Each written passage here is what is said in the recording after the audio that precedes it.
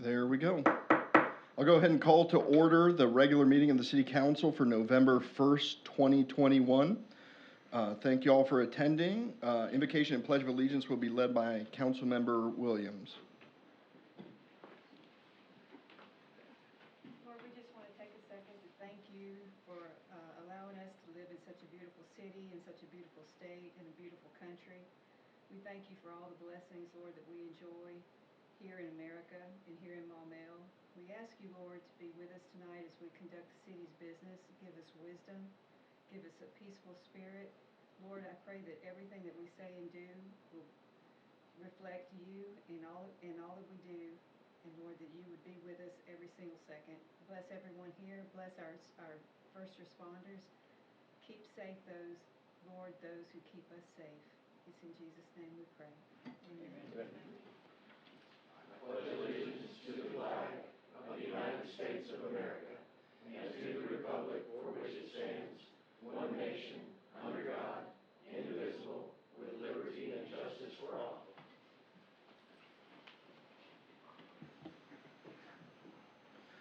All right, the next order of business is special guests and announcements. And so at this time, I'd like to name the Mayor's Employee of the Month for May as Christina Russell. Christina, come on down here. You here?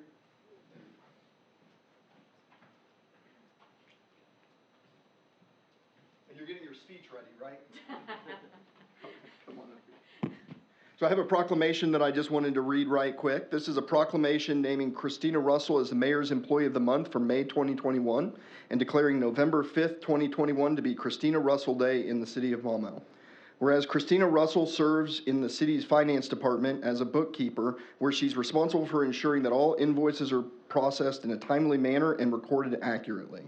Whereas Ms. Russell, since starting with the city in January of 2021, has worked diligently to get outstanding invoices and credits cleared up with numerous vendors, as well as spending countless hours organizing and developing a more efficient system of routing and sorting AP invoices. Whereas Mrs. Russell's work is meticulous and efficient, she goes above and beyond to make sure the things that are being done well, and she has worked to build relationships and rapport with employees across the city's many departments to improve communication and make it easier for them to manage their part of coding and submitting invoices for payment. And whereas Miss Russell's attitude and demeanor set her apart as an exemplary employee who's always friendly, calm, and courteous. She is kind and always wants to do the absolute best for her community, her team, and her coworkers.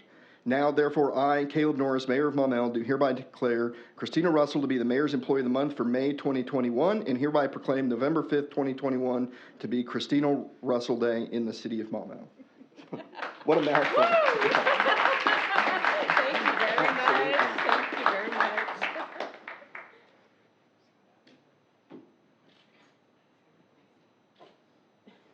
Here, a short period of time and already making a big impact. Thank you. Thank you very much.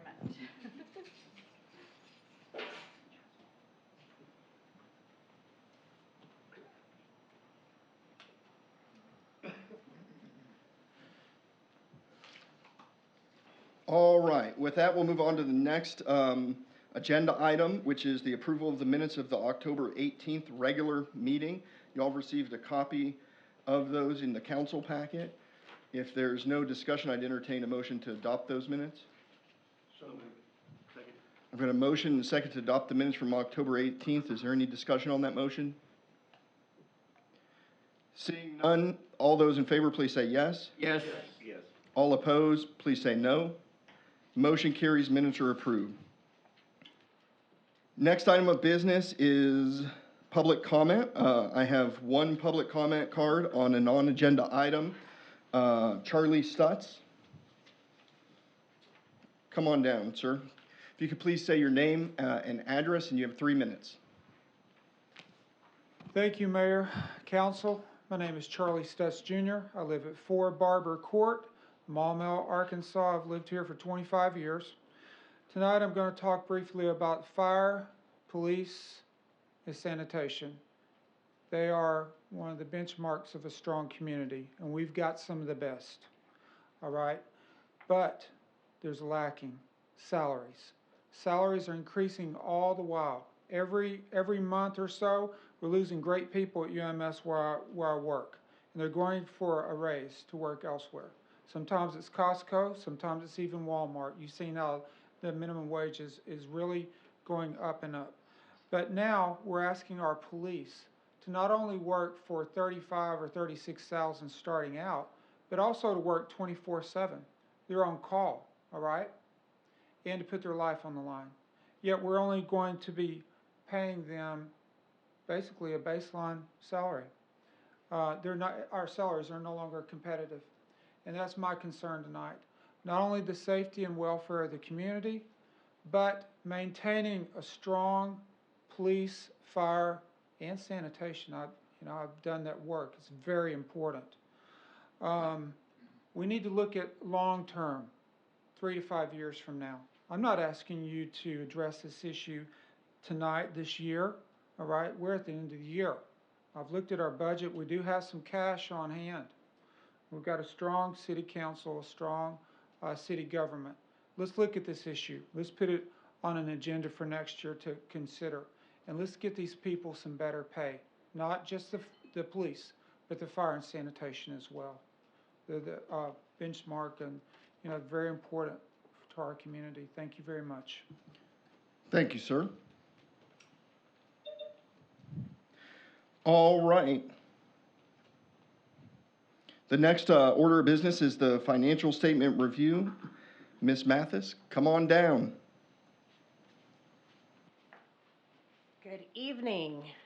We are taking a look here at our September 30th financial reports. Thank you for allowing us a little bit of extra time to get those to you, with which we get to start off with great news about the financial statements you're looking at, which is that these financial statements reflect that 2020 is now closed and reconciled, and all adjusting entries have been made, and all of our accruals have been made for the end of 2020.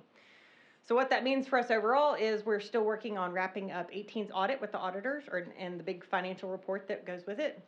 But 19 is sitting there ready to go with that financial report as soon as we finish 18's. And we are now prepped and ready for audit whenever we're done with 19 and can do 2020's. Working on reconciliations for 21.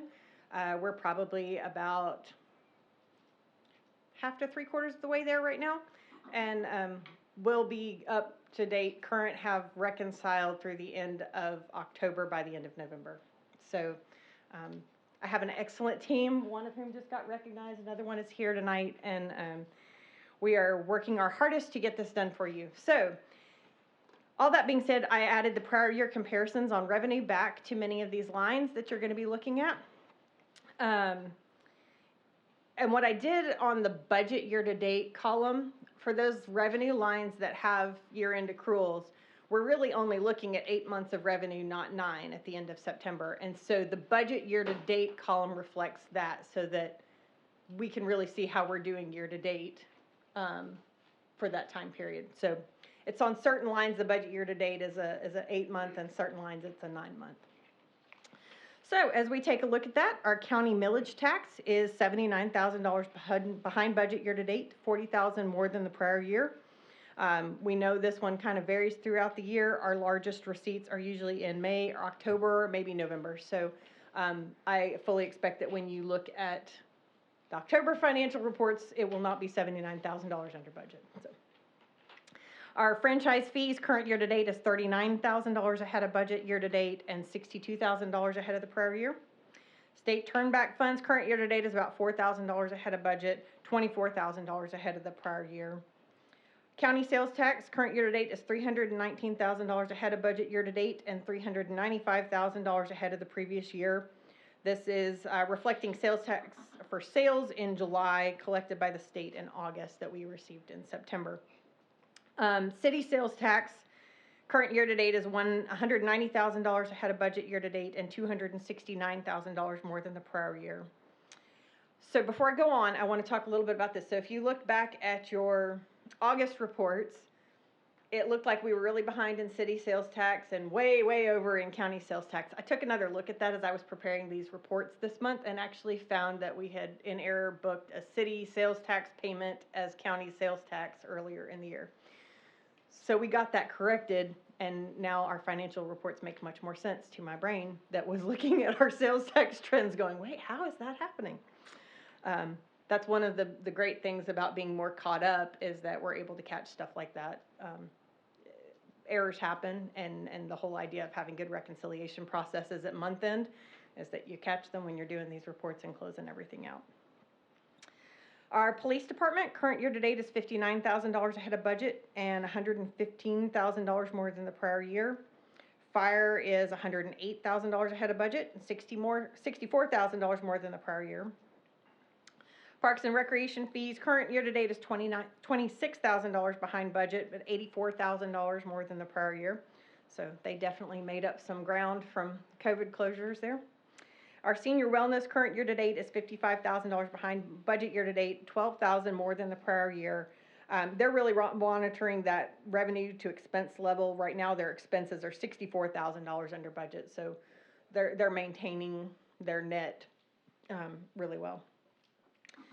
Miscellaneous income, we've already kind of seen the biggest hit we'll have for that for the year. Expenditures in all departments remain below budget year to date. Overall expenses are $1.1 million under budget year to date and $64,000 less than the previous year. Looking at our general fund balance at the end of September, the fund balance is $621,000 over the required minimum balance. Current year revenues are currently $800,000 more than expenses. And so if you'll flip to the next page, Ms. Timmons, I have a, that's looking at our fund balance, and then the next slide. I did, now that we're kind of reconciled and closed out, I added this to my presentation tonight. This is just a graph that shows our year-end fund balance since 2015. And then also that red line is our required minimum reserve. So one of the things I was looking at this is, okay, wait, we're $621,000 over the required minimum reserve, but $800,000 more in revenue expenses, so where's that gap? Well, when you start to look at this, you'll notice that that red line comes up from 20 to 21. So the reason is that our ordinance states that minimum required reserve is 20% of the budgeted operating expenditures for the year. So when our operating budget goes up, our required reserve goes up. So while we might end the year, I think we actually ended 2020 like $485,000 over the minimum reserve, but then the reserve level went up. So now we got a little bit of a gap to make up. So that's just one of the things now that we're, as you can see, that gap narrowed quite a bit the last couple of years. And we've been dealing with that and talking about that for the last year. Now that we're there and we know what those real numbers look like, that's just something we're going to have to be more aware of, is that as our operating budget grows, so does that minimum required reserve balance. So we may be in a position in the next year or two where we're having to start budgeting to put money in reserves to cover that required minimum. Just a forward-thinking thought there. Taking a look at our street fund, current year to date is $11,000 behind budget year to date, $18,000 ahead of the prior year. State turnback funds are $68,000 ahead of budget year to date and $60,000 more than the previous year. Both streets and senior services transportation expenses are under budget year to date. And the current available street fund balance at the end of September was $4.8 million. Our sanitation fund, our fees for sanitation, currently $16,000 ahead of budget year to date, $19,000 more than the prior year. And operating expenses are $86,000 under budget, $3,000 less than the prior year. Their personnel expenses are $164,000 under budget year to date and $56,000 more than the previous year. Current sanitation fund balance at the end of September was $2 million. The other funds have some brief summaries in there just to cover those. Police and fire fund, those funds are still being transferred every month and are trending similar to all of our sales taxes. The sales tax report for this most recent month was also in your packet this month.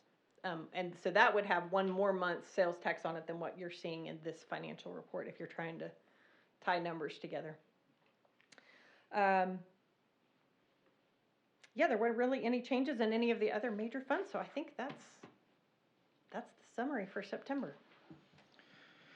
Thank you. Was there any questions, comments?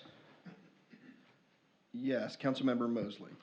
Yeah, as far, we've been doing a lot of adjustments that have affected that, where we were in regard to the required minimum balance.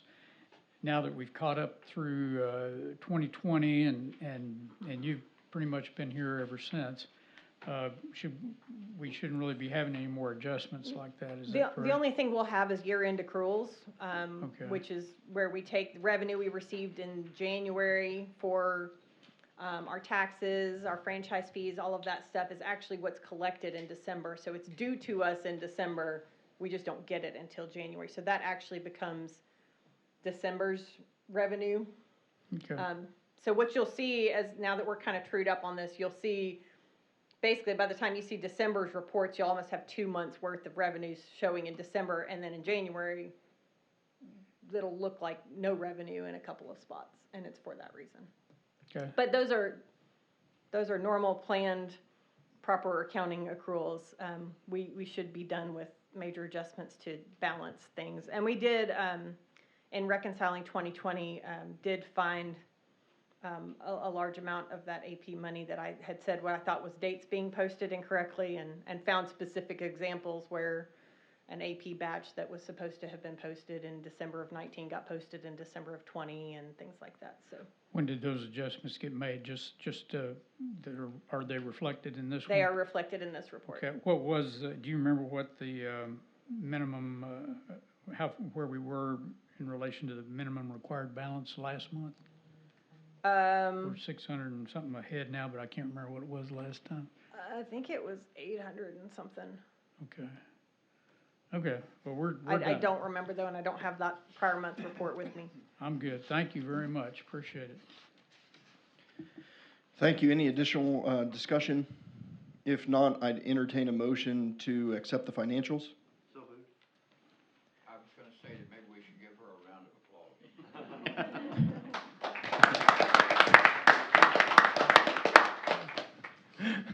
Second. Was that a second to the round of applause or a second to the accepting the financials? Okay, I've got a motion second to accept the financials. Is there any discussion on that motion? Seeing none, all those in favor say yes. Yes. All opposed, no. Motion carries. With that, we will move on to Planning Commission report. Councilmember Mazzoni.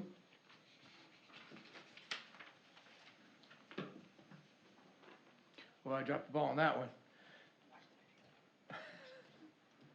There's a lot of great information in the video, is what you're saying? Yes. Okay, great. Yes. At this time, I'd entertain a motion to have all ordinances and resolutions read by title only. So moved. Offered. I've got a motion. Do I hear a second? Second. All right, I've got a motion second to have all ordinances and resolutions read by title only. Is there any discussion on that motion? Seeing none, all those in favor say yes. Yes. All opposed, no. Motion carries. We'll move on to unfinished business. The first item of unfinished business is the third reading of Ordinance 1047, franchise agreement with UPN. Madam City Clerk Treasurer, if you could please read that by title only. An ordinance of the City Council of the City of Maumelle, County of Pulaski, State of Arkansas, an ordinance to be entitled Ordinance Number 1047, an ordinance authorizing Unite Private Networks, LLC, and its successors and assigns to construct, maintain, and operate a communications network within the City of Maumelle, Arkansas, levying a franchise tax, approving a license agreement, and for other purposes. If there's no discussion on this motion, I'd entertain, if there's no discussion on this ordinance, I'd entertain a motion to have, to adopt Ordinance 1047. So moved. I've got a motion second. Any discussion? Seeing none. Madam City Clerk, roll call vote, please. Councilmember Mosley, Yes. Councilmember Saunders, Yes. Councilmember Mazzoni, Yes. Councilmember Gartner, Yes. Councilmember Williams, Councilmember Tierney, Yes. Councilmember Shin, Yes. Councilmember Holt, Yes. Motion passes. Ordinance 1047 is adopted. The next order of business is the third reading of Ordinance 1048 to attach and incorporate annexed territory into Maumelle. Madam City Clerk, if you could please read that by title only.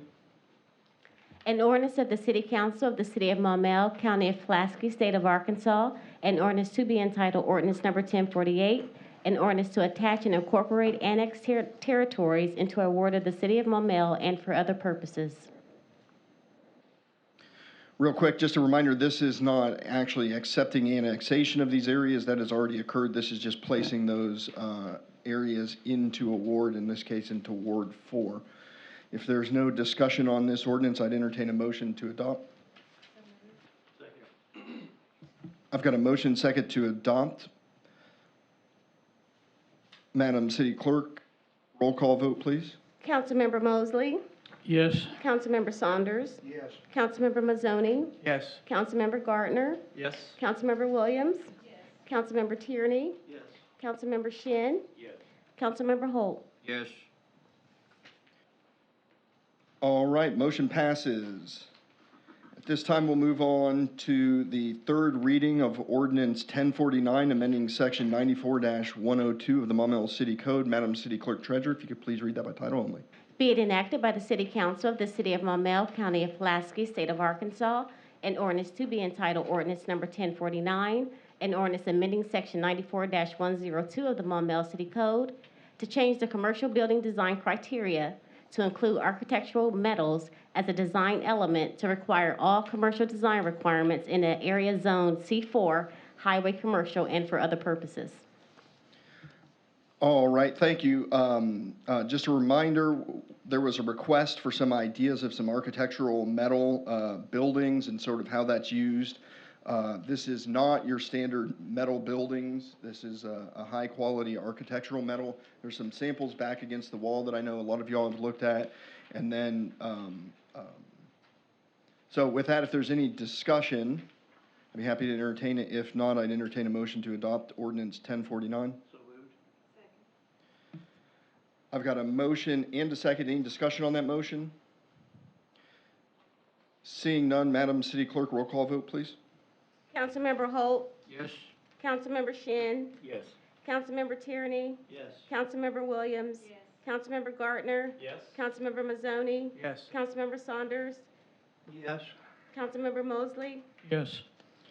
All right, motion passes. Ordinance 1049 is adopted. We will move on to new business at this point. The first item of new business is Resolution 2021-33, a resolution of intent. Madam City Clerk, if you could please read that by title only. a resolution of the City Council of the City of Maumelle, County of Pulaski, State of Arkansas, a resolution to be entitled Resolution Number 2021-33, a resolution of intent of the City Council of the City of Maumelle, Arkansas, regarding the issuance of bonds for the purpose of assisting in the financing of acquisition, construction, and equipping of industrial facility to be located within the city. Thank you. All right, so this is a resolution expressing intent to issue some industrial revenue bonds. This is for a project that the city and Miss Judy Keller has worked on for quite some time. I don't know that we have it completely secured yet, but I think we're moving on to the next step. This is for a project that would be at the select site. I believe there's a representative of the applicant, Mr. Gordon Wilburn. If you'd like to come on down. This isn't your first time here, I don't believe. Correct. I'm with the law firm of Keatak Rock, and I've been here before on behalf of Kimberly Clark for a similar project. This would be really asking the city to do the same thing. The company's not really ready to disclose their identity just yet, but they're looking at several sites, and this is one that they are, very excited about, and this would be, an incentive for them to locate in the city. You've done this before on your other projects. This is just a resolution. It's non-binding on the city, non-binding on the company. It just kind of expresses the city's intent to assist the company in coming to the city by allowing them to get property tax abatement, 65% property tax abatement, which is what's allowed by Arkansas law. I'm happy to answer any questions I can, but I can't answer very many at this point. Well, let's see if we'll end up hurling some your way. Councilmember Gardner? I think you just answered it, but I just wanted to, we have previously done this for Kimberly Clark specifically, Correct. and I remember that. And so this is the exact same setup basically as what we've done before. It is. Right, okay, that's all I had. Thank you. Councilmember Saunders? Thank you, Mayor. Just if you have this information off the top of your head, I'm just curious about if you can give us some particulars about this. I have no problem doing this if it helps the city. I've been here long enough, I've seen this happen several times, and it's always been good, turned out good for us. But, for example, how many people would be employed as a result of this? Judy, you may be able to answer that better than I can. I can, but Scott also, about this. One of us can, yes, but let's come up. Or Judy, any other particulars like this? How's it gonna benefit the city? Right before I retired, we had an economic, impact study done, so, the mayor has access to that, he could share that with you. It tells that for every one job that they'll create, there'll be another 0.91 jobs created, and the amount of revenue and amount of taxes that will be collected, so he has that information. I haven't looked at it in over a month, so I don't know it off the top of my head. But it will have a significant impact, and I can just tell you that it's several hundred jobs. Fantastic. And it's a very large building, and it will be a great fit for Maumelle. Okay. Thank you, Judy. You're welcome. Thank you. Councilmember Mosley?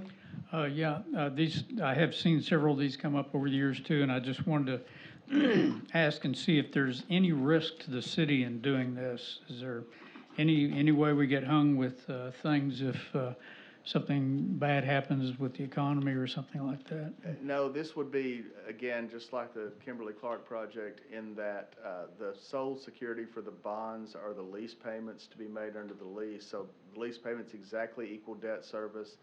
And again, in this case, like Kimberly Clark, there will be, the bond owner will be some affiliate of the company. So it's purely to comply with Arkansas law to get the property tax abatement. And there really are no outside bondholders. Okay. Any risk that the city attorney or anybody knows of?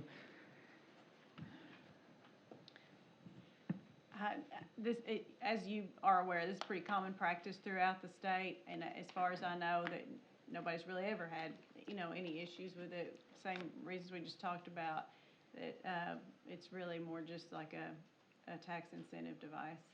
Okay. Thank you very much. Thank you. Any additional discussion? If not, I entertain a motion to adopt Resolution 2021-33. I've got a motion and a second. Any discussion? Seeing none, all those in favor, please say yes. Yes. All opposed, please say no. Thank you very much. Thank you very much. And we hope to see y'all here soon with some ordinances on this. Thank you.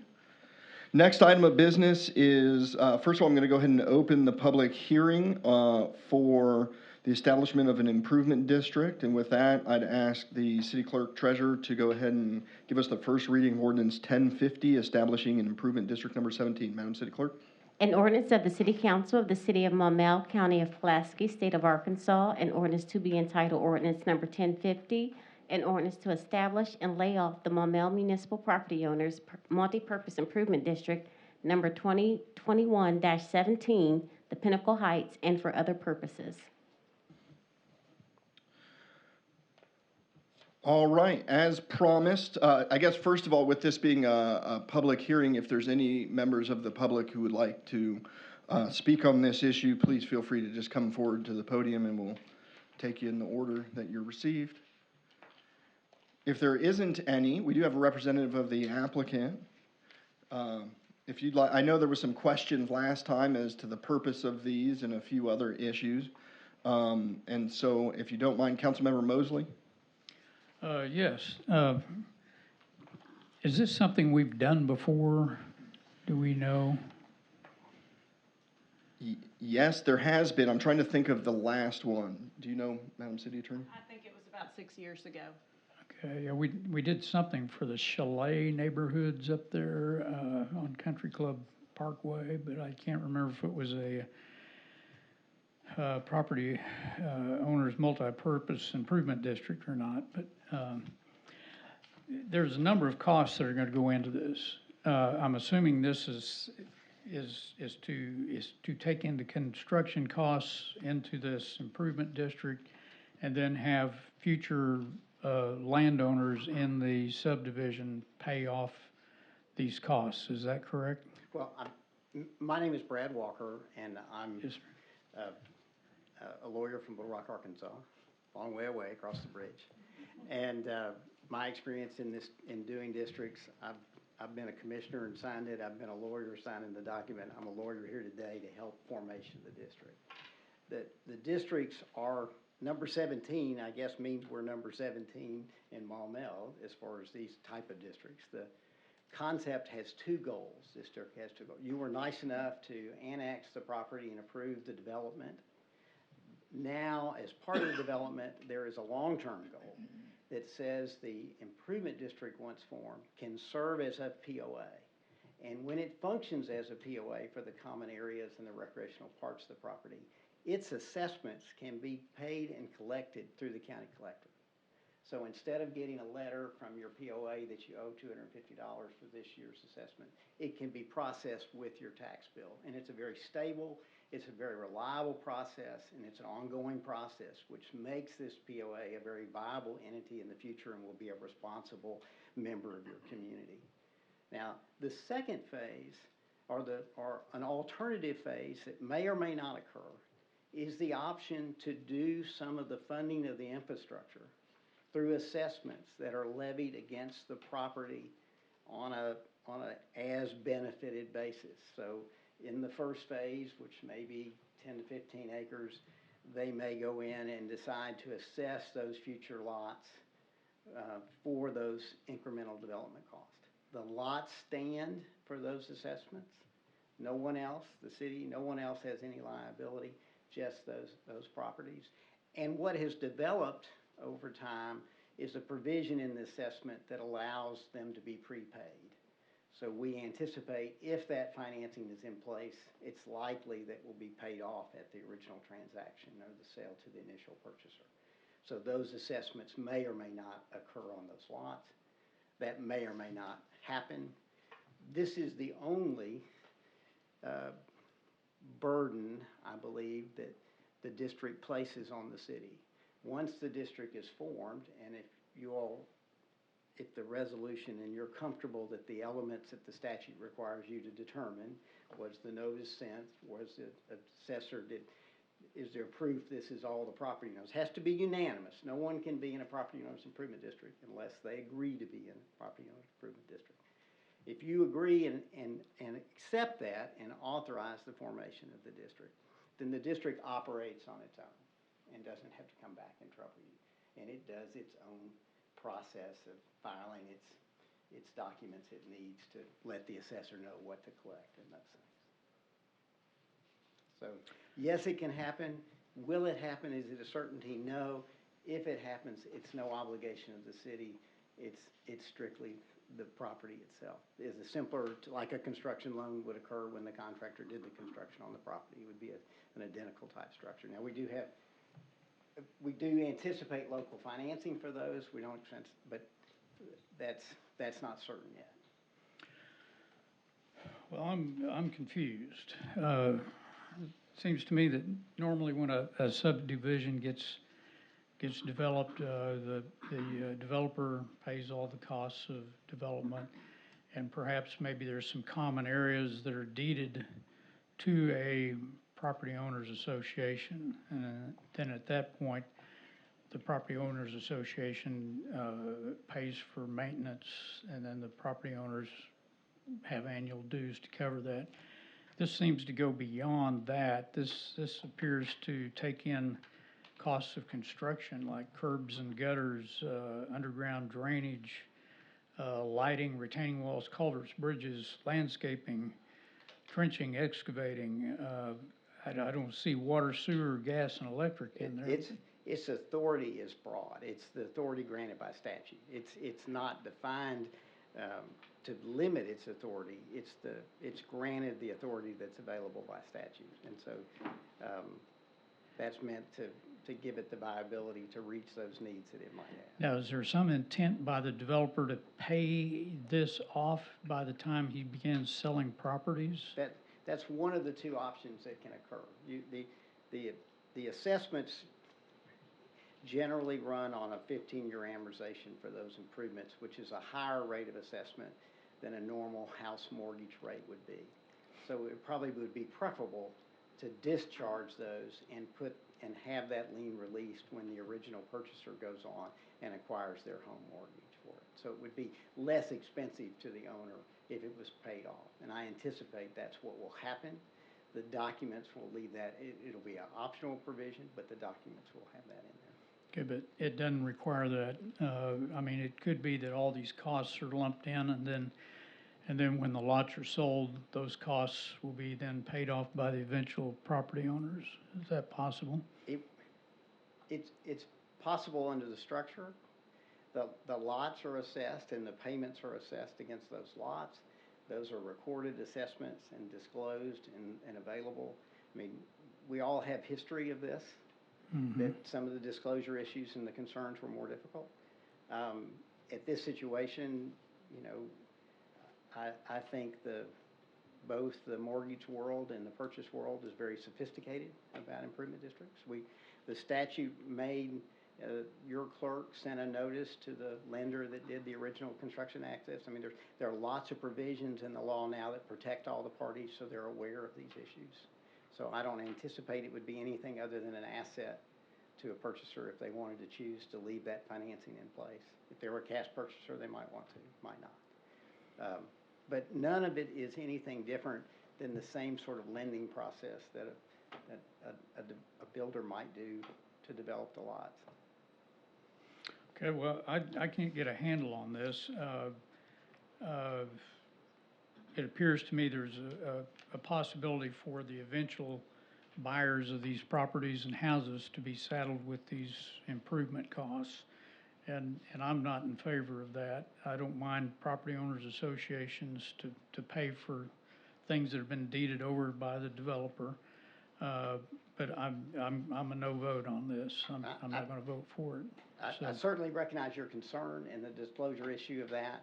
The statute does mandate that if you discover that the property the petition is presented by all the owners, and if the petition is certified by an abstractor that it's all the owners, and if your clerk sent the notice to the lender, you're to lay off the district. Now, whether you choose to vote or not, that the statute limits the options when we come to the city. The legislature's obviously felt that this is a vehicle that is an appropriate vehicle to be available for property owners to use and develop their properties. So. All right. What is the last question here for you is what is lay off? What is that term? I'm not familiar with that.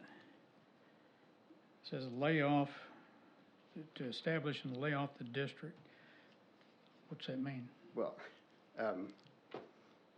you know, you got me on how to exactly define that for you. It's defining the territory of the district, and it establishes it as a physical district. That's how I would interpret what that means, to lay it off on the books and records, because it's a physical designation. That's all I've got for now. Thank you. Sure, happy to review those questions. Any other questions? Thank you. Any additional discussion? Councilmember Mazzoni?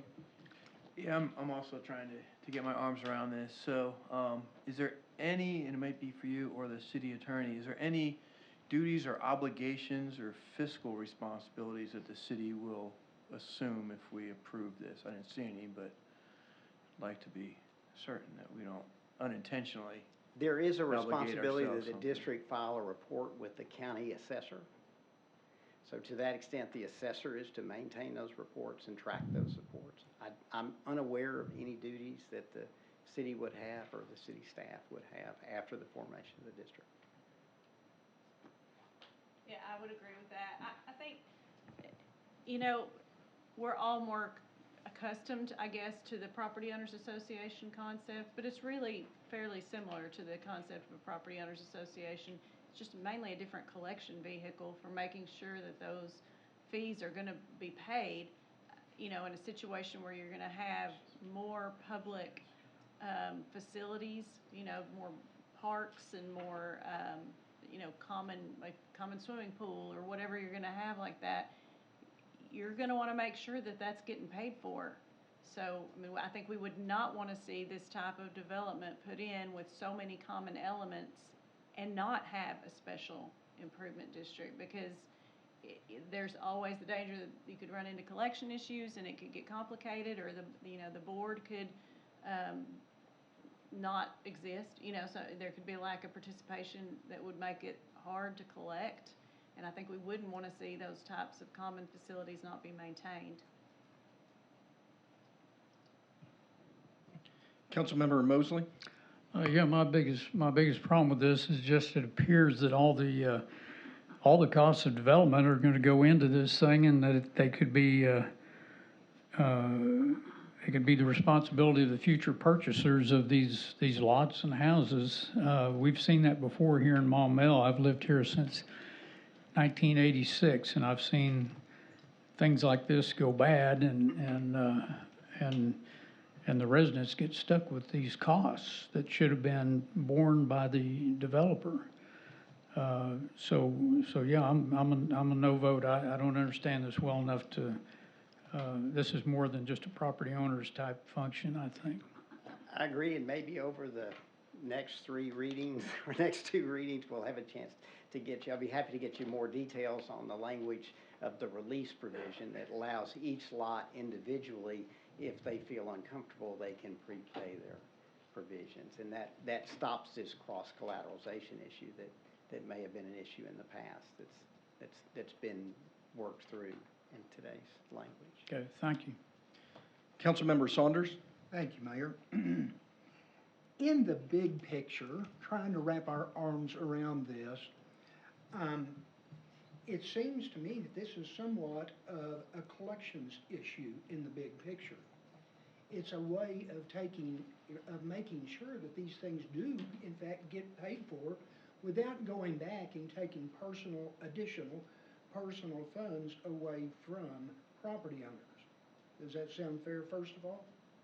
Yes. Okay, so they're not gonna get smacked with a bill they don't expect. What happens, correct me if I'm wrong, is when these improvement district improvements are made, then the county assessor will come in and assess the property, probably, I would imagine, both before the improvements were made, and then they'll come in after the improvements and revalue the property, which affects the tax rate on the property that the owners have to pay. Now, so the property owners are, when they purchase the property, they're walking in knowing what their tax bill is gonna be. They cover that in closing costs, okay? Now, I'm assuming that the bills are gonna get paid and not come back to a property owner, because it's the responsibility of the tax collector's office to segregate out that portion of the money for the improvements and make sure the bills are paid. Does all that sound fair? I'm good with everything, except that the assessor that does that comparing of the numbers is not the county assessor. It's not her. It is an assessor that's a professional assessor that's hired by the district that makes those determinations and makes that comparisons, and then it's filed with the collector. Now, the collector does the same thing. The tax bills have the same disclosure and the same numbers are on there. Okay, well, I understand. When I retired, I had the second largest real estate appraisal company in Arkansas. Okay. So, but these are not a typical appraisal that's done. It's like an appraisal on your house. It's called a mass appraisal, where they gather together.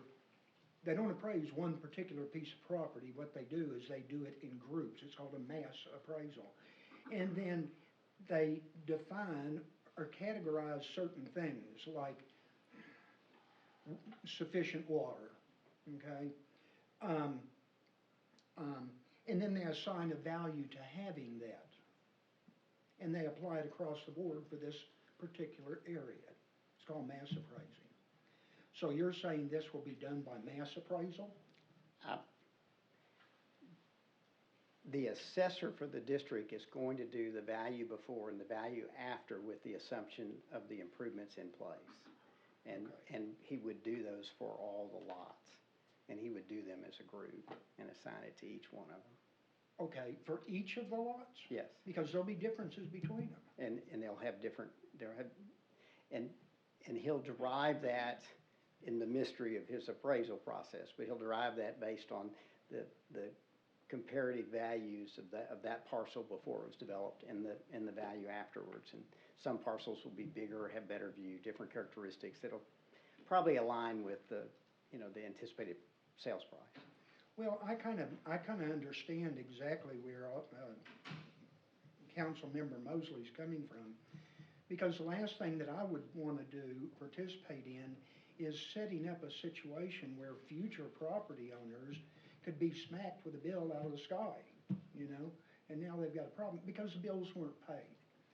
But like I explained, unless you disagree with me, it seems like this is actually a better method than a conventional POA for protecting future property owners. It seems like that's the way it is. It would certainly have clear disclosure in their tax bill of any assessment.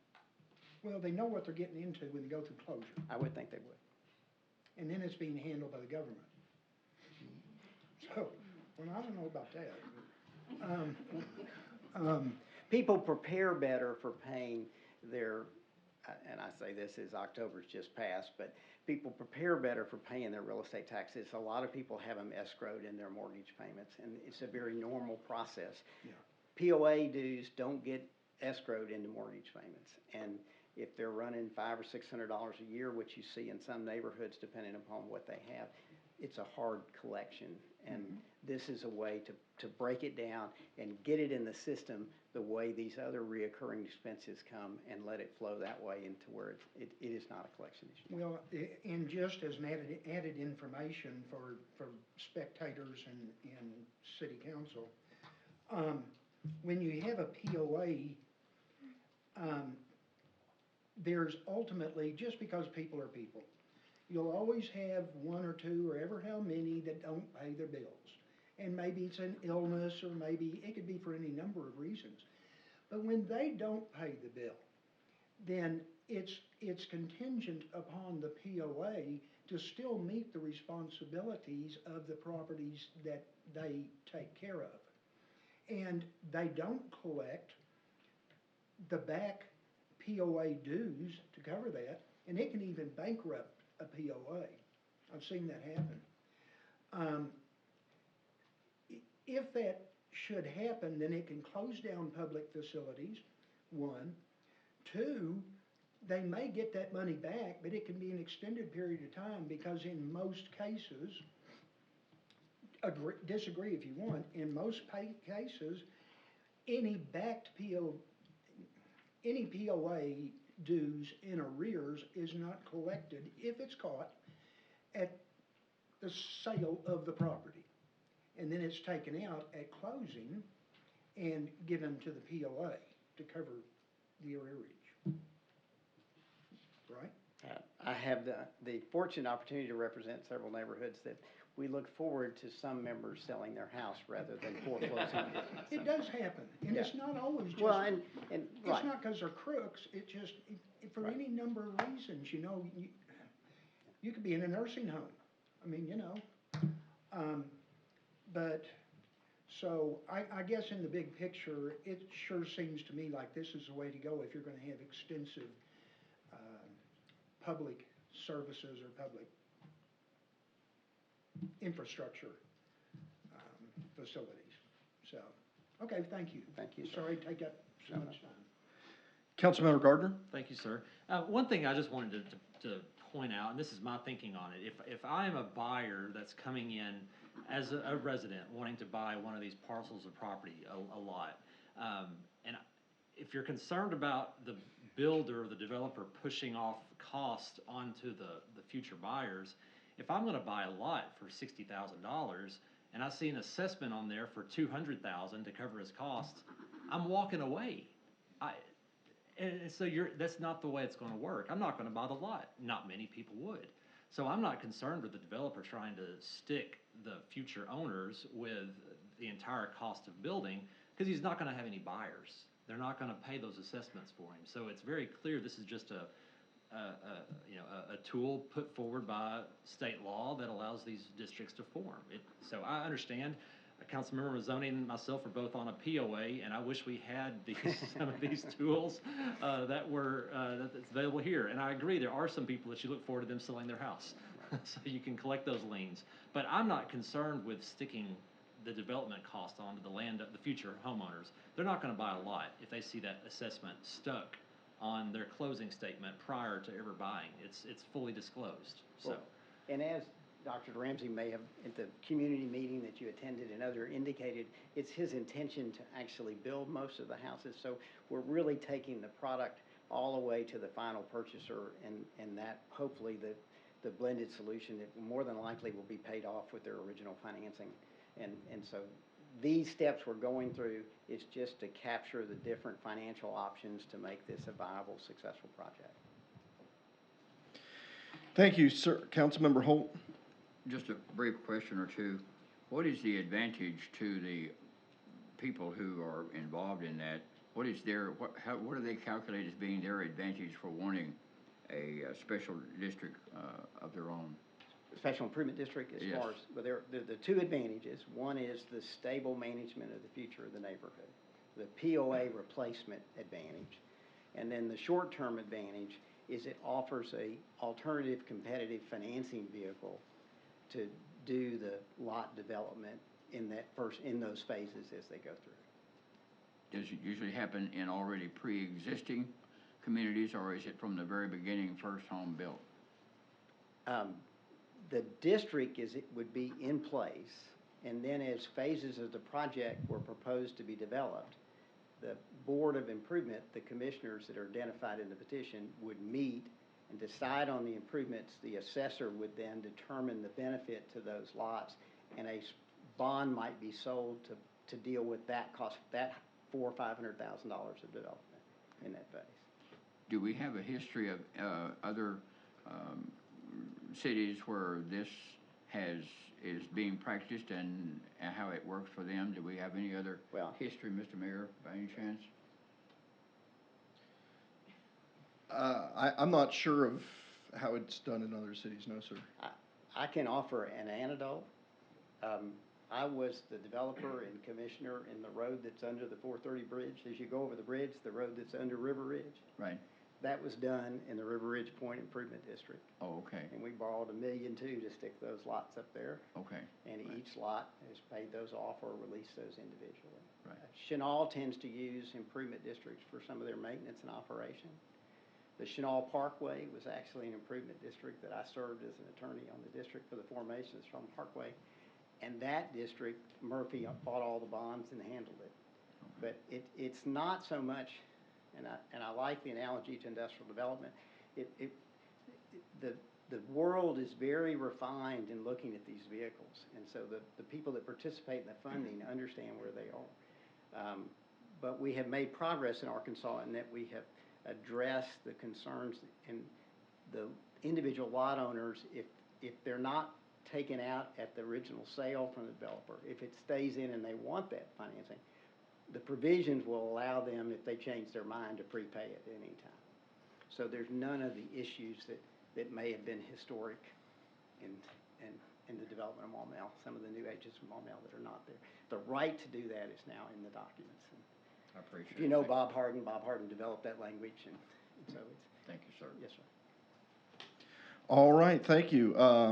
If there's no further discussion, this will be on second reading at the next council meeting where we can have another fun conversation. Thank you, sir. Thank you all. Appreciate it. With that, I'm going to go ahead and close the public hearing on the establishment of the improvement district. The next agenda item says Public Hearing Improvement District 17, which is what we just had with that ordinance. I sent you all an email today about that I was going to be requesting a motion to add a waiver for section 94-12 to the agenda. This information was put in the council packet, it was just not added, it was just left off the agenda itself. And so at this time, I'd entertain a motion to add waiver request item to the agenda. So moved. Second. Got a motion, second, is there any discussion on that? All those in favor, please say yes. Yes. All opposed, say no. Motion carries. Phew, I didn't know what we would do if that didn't happen, no. So this is on the council agenda. This is the O'Reilly Senior Development. Long story short, and the applicant may want to come clarify anything that I got wrong. They're requesting a waiver. Y'all didn't approve the rezoning of that property.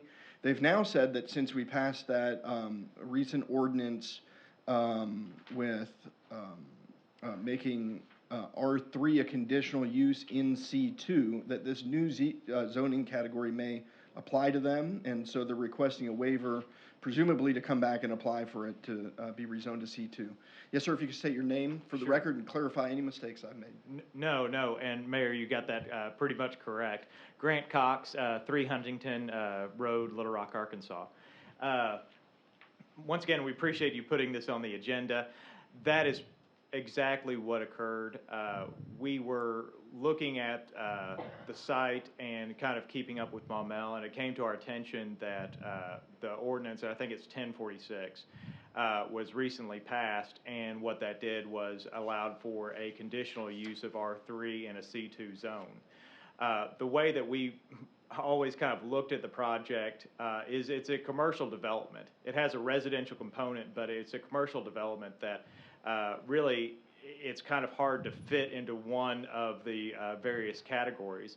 But in being able to pursue a C2 zoning, that would seem to alleviate some of the concerns that were raised during the previous hearing, and allowing for a conditional use for the sort of the residential components that are a part of the assisted living and the independent living. So that's pretty much, I think everything else is addressed in the letter. We're just asking for the opportunity to pursue this sort of new process.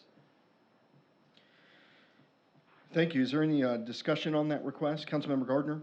Mayor, could either you or the city attorney just explain the process? So by voting yes on the waiver, we're basically just sending this, we're giving them the ability to go back to the planning commission and reapply. Is that correct? It's not voting yes on a project, it's just allowing them to go through the planning commission again and then come back to us. Is that correct? That's correct. They'll still be submitting for the rezoning, just starting from the beginning, basically. It will go back. Okay, thank you. Councilmember Holt? Thank you, Mr. Mayor. This has me a little bit confused. When the original request was not passed by the council, and then we had the ordinance 1046, and I specifically challenged that and about the conditional use in the C2 district. And so I asked, was this for any particular area or location? And they said, no, it's just a general thing that we can have in case it ever comes up. And then the very next meeting, I have a copy of the letter from the Director of Planning and Commission, who specifically references 1046, explaining, well, now we have it, we didn't have that option before, but now we do, so now we can pass it if we would like to go ahead and do it. I don't see anything in my mind that tells me we've visited on the phone, and I appreciate that, enjoyed the visit, but it does, I do not see anything. You know, we can talk about that this allows commercial property along with it, and that comes along very easily. We did the same thing with a piece of property that we identify as the Harris Pfeiffer, and we rechanged that so that we could have commercial and residential together. Mr. Pfeiffer, who owns the property, admitted that he has had that property for 40 years and no one has applied for commercial. We are not having a sweeping request by people to want to come in for commercial property. So, you know, it makes it easy to say, well, we can include commercial, but, in that particular piece of property, it seems to be a very, very prime piece of property, and well selected, I must say. For my purposes, I expressed this to Mayor, I would have chosen something like, I'd like to see the Little Rock dinner playhouse or something of that nature come and be in that area and have commercial development. But again, when we come across and we're designating it to share it well, it seems to me that this letter coming, that we passed that conditional, we did pass that, but did we know in advance that this was going to come along and turn right around and come right back again for reapproval? It's a step one, step two process, I understand. For me, it sort of has, I'm trying to keep it all in sequence. And I'm not much more excited right now than I was before, if I may say so. And I can answer that question as far as the timing. We ran the 1046, went to the Planning Commission, and then was on 3 readings here at the City Council. And I believe it wasn't until we'd already started that ordinance before the other rezoning changed, or was not approved, was denied. So we didn't even know that they would be looking at this when we started pushing the 1046 through the Planning Commission, then the City Council. I will say that we did run 1046 so that it could be used. Again, we didn't. I got a letter earlier this week. And I can respond. 1046 was something that we came across, and we certainly heard a lot of the comments of the council throughout the process. And one of those was, I think, a general concern that if the zoning had gone to a PRD, what would happen if it wasn't developed in the way that we wanted? Would that then remain residential? Would there be an allowance for multifamily? That, obviously is not what O'Reilly desires. O'Reilly wants to develop their plan, and this C2 would allow it to be zone C2 and then apply for a conditional use permit where you could then restrict, if I'm correct in that, to restrict the development for that particular use. And so therefore someone else, if for some reason the development couldn't happen, then at that point it would be zone C2 because the conditional use would essentially go away because it couldn't be met. So you wouldn't be able to someone else couldn't just automatically step in without coming back before the council for another conditional use and ask for multifamily development. It would be with those C2 uses. Right. As you had pointed out, Mr. Mayor, in your statement, that after an ordinance like that has been not passed, that we're supposed to wait 12 months before you resubmit. So it does take the council to give approval to give that variance to do that. So it's just a matter of, well, y'all want to go ahead and do it anyway then. So it's sort of like shifting of the hand, more or less. I don't mean to be ugly, but at any rate, I'm disappointed that it's jumping right back in as soon as it is. If we passed it, we did what we did, and I don't see a reason to change it back again. So thank you, Mr. Mayor, I'm done. Thank you, sir. Councilmember Mosley? Yes, I'd like to ask Department Head Grummer if he could come up and comment.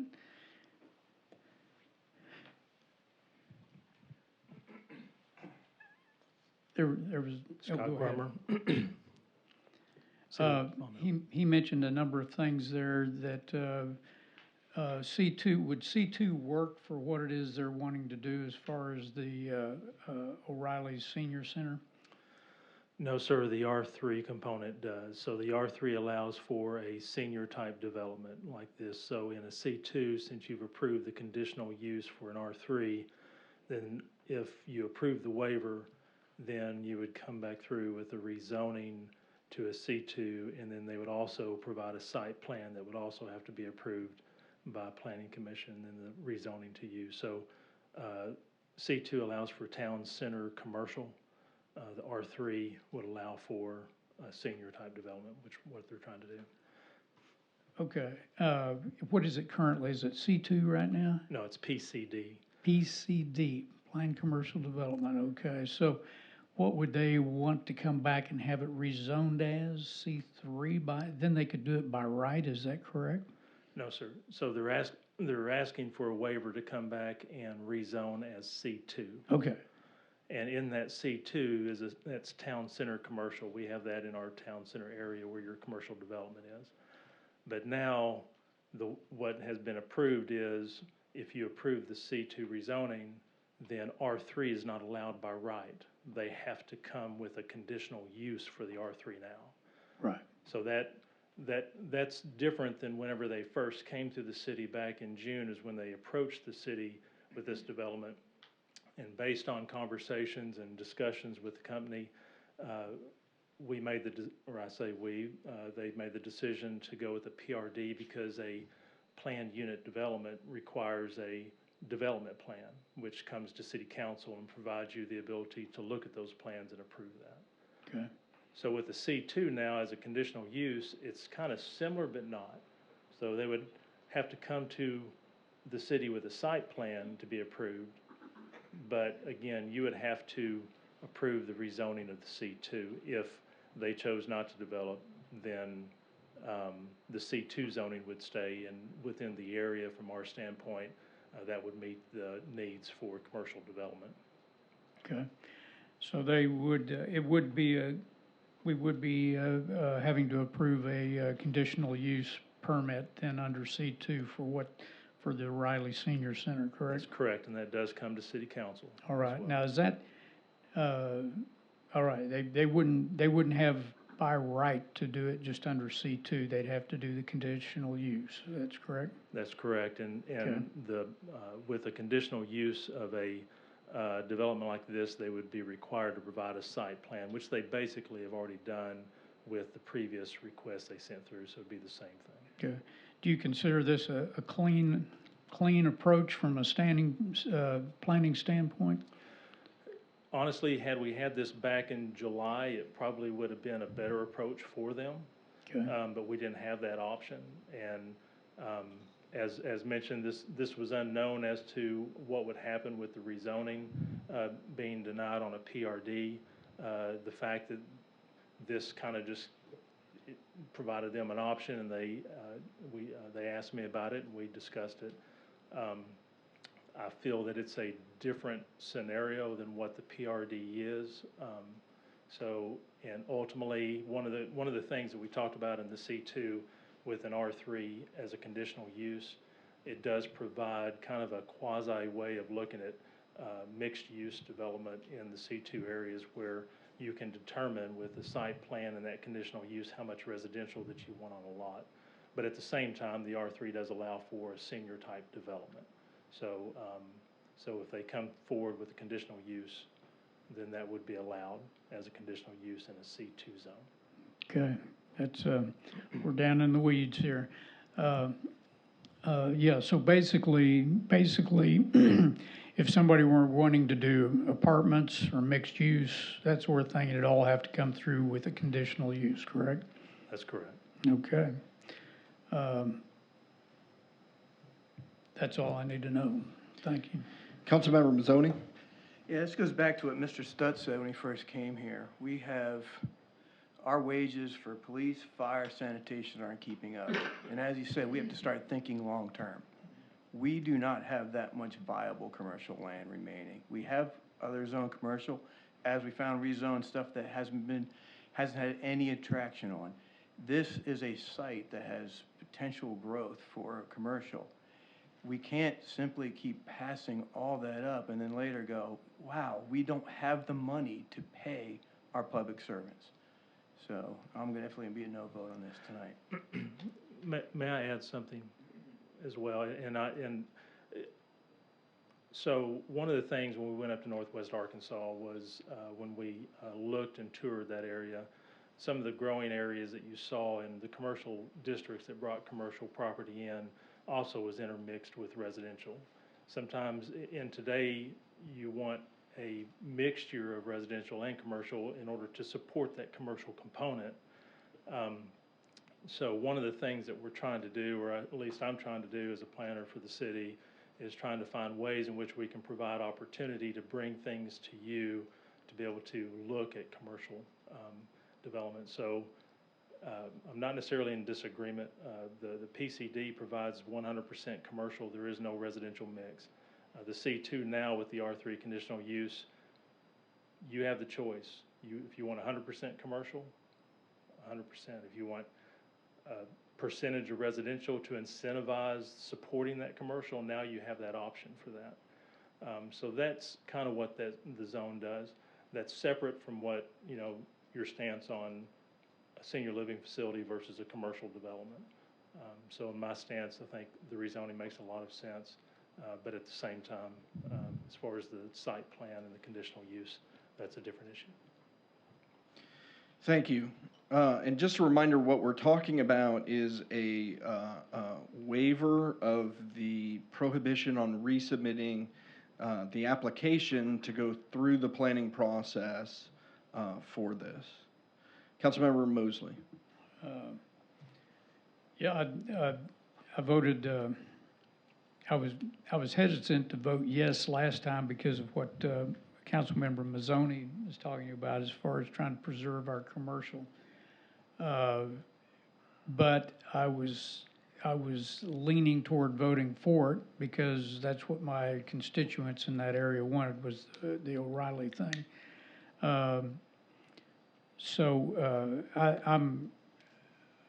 I'm happy to reconsider this.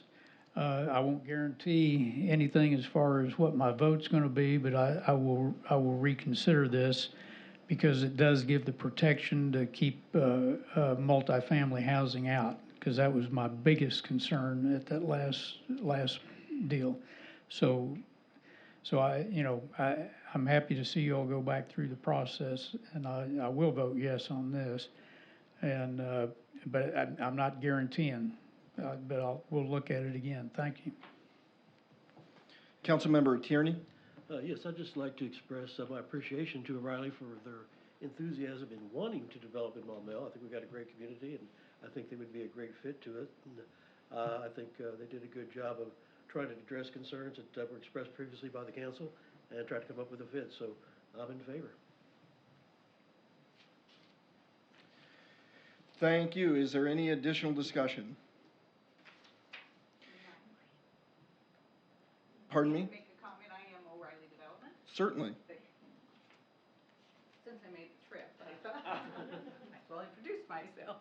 My name is Denise Heinz, and I'm a partner with O'Reilly Development. I'm Springfield, Missouri, if you need my address.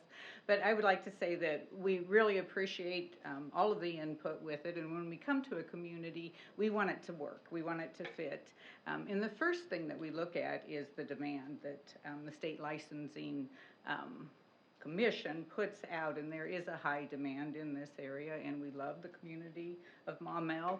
We love the continuum of care communities that we develop that are independent assisted living and memory care, and we feel like it offers a continuation of residential growth for a community by, I want to be very careful how I say this, I'm in that 60 plus age bracket. So this isn't 55 and older independent living. This truly is a continuum of care that has amenities that are necessary for the quality of life as people continue to age through life. So residential is one of those components, obviously, but our business model is based on the care, the monitoring, the amenities for food, exercise, socialization that the community environment offers.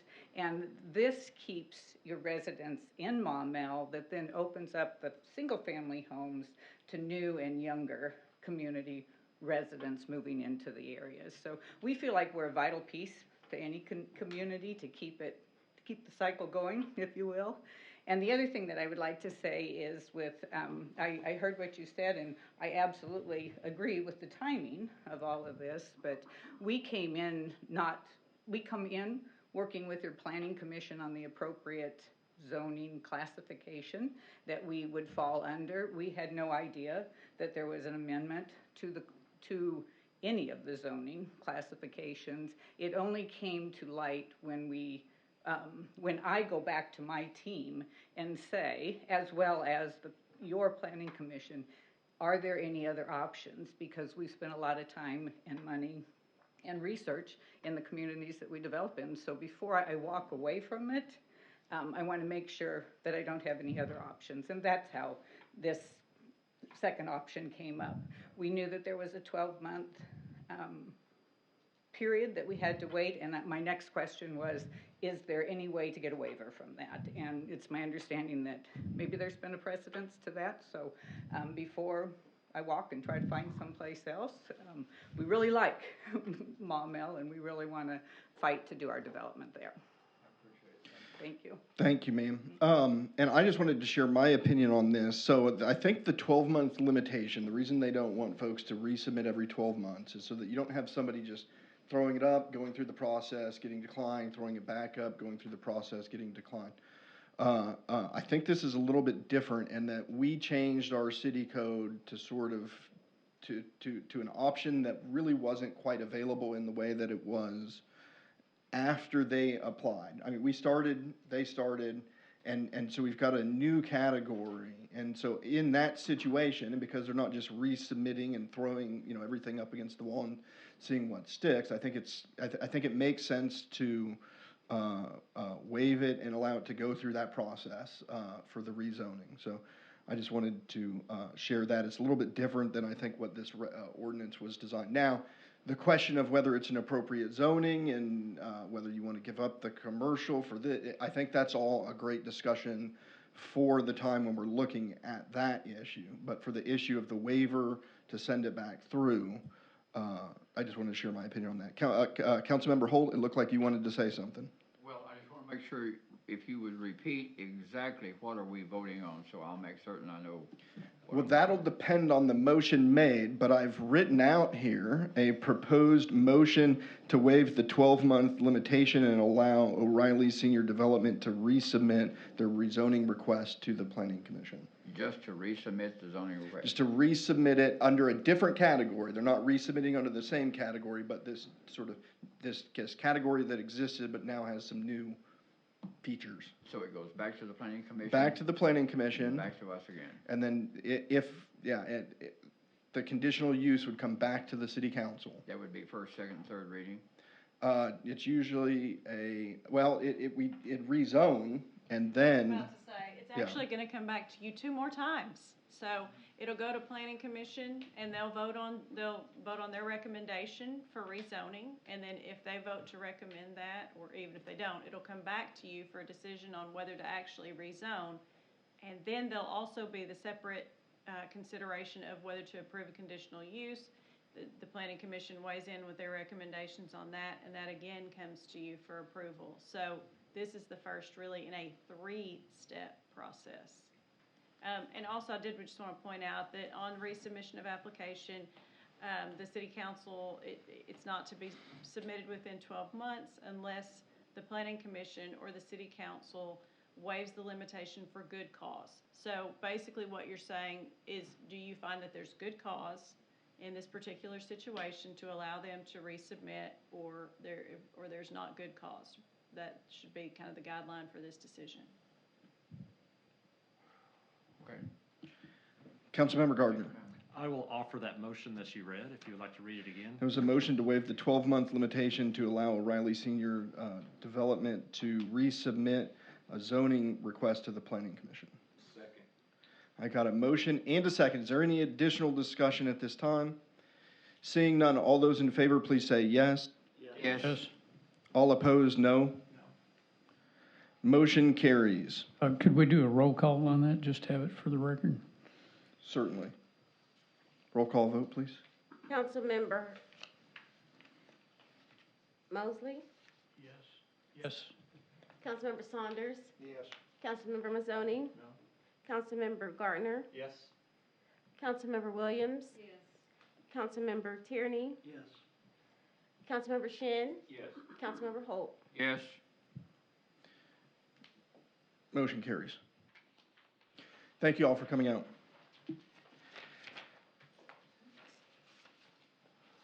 With that, we will move on to the next agenda item. First of all, I'll go ahead and convene the Board of Sign Appeals. I hope each and every one of you knows that you serve on the Board of Sign Appeals. So we are now in the Board of Sign Appeals. With that, there is a sign variance request hearing. Y'all should have received a letter the letter from the applicant as well as the sign permit application that was denied. We have a representative of the applicant that would like to come on down. Let us know what you're wanting to do. Please state your name and address for the record. My address? Or a address. Okay. My name is Brittany Nichols. I'm representing Fast Signs of North Little Rock. Our address is 300 West 5th in North Little Rock. I'm here on behalf of Splash Car Wash, which y'all probably know is building over off of Autobahn.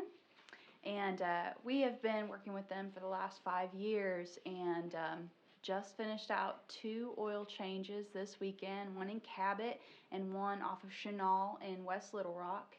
And essentially, in the process of trying to obtain our sign permits for this building, realized that y'all's sign code only allows for 5% of coverage of the building, and most other sign codes allow for 10%.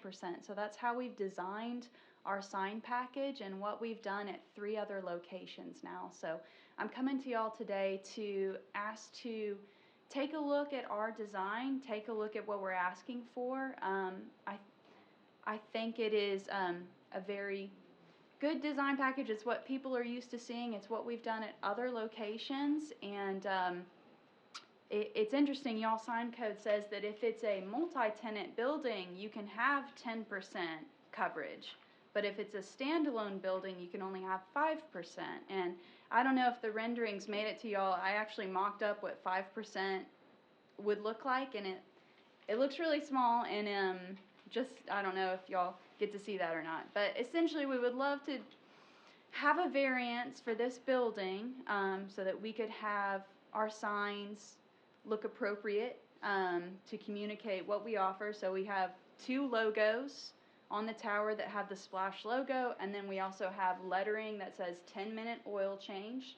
And then on the other side of the building, it says you can wait in your car, which directs people to let them know not to get out of their vehicle while they pull in. There's 3 bays. So we want to let people know to stay in their vehicles because it's a very fast-moving lube. So we don't want people to be confused about how we operate that building. So it's informative, good-looking, minimal, modern signage, interior illumination. It's quality sign work, if I say so myself. But I hope y'all will take a look at that and consider a variance for this building. Thank you. Councilmember Williams? I wish we had a picture of, now are we talking about, there's actually two buildings there. So right now, there's used to be the old Walmart, and then there's one you built in the parking lot. Mm-hmm. We're talking about the sign going on which building? Just the oil change right now, which is the new building. The new one, okay. Yes, so okay. The car wash will actually be in the old Walmart, but we haven't applied for those permits yet. We're still quoting those and kind of designing them. So this is just for the oil change, which we're hoping is going to open up within the next month or 2. Splash will be on the, what's that street? That's Audubon that runs through there, so that Splash sign will actually be seen from Audubon. So not the other side of the parking lot. Are there not any pictures to pull up? Mr. Grummer?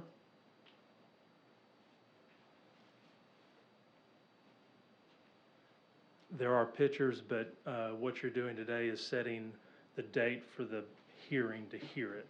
So there's, according to the ordinance, the way that we interpreted, you come together and you set a date for the hearing, and then at that hearing you make that.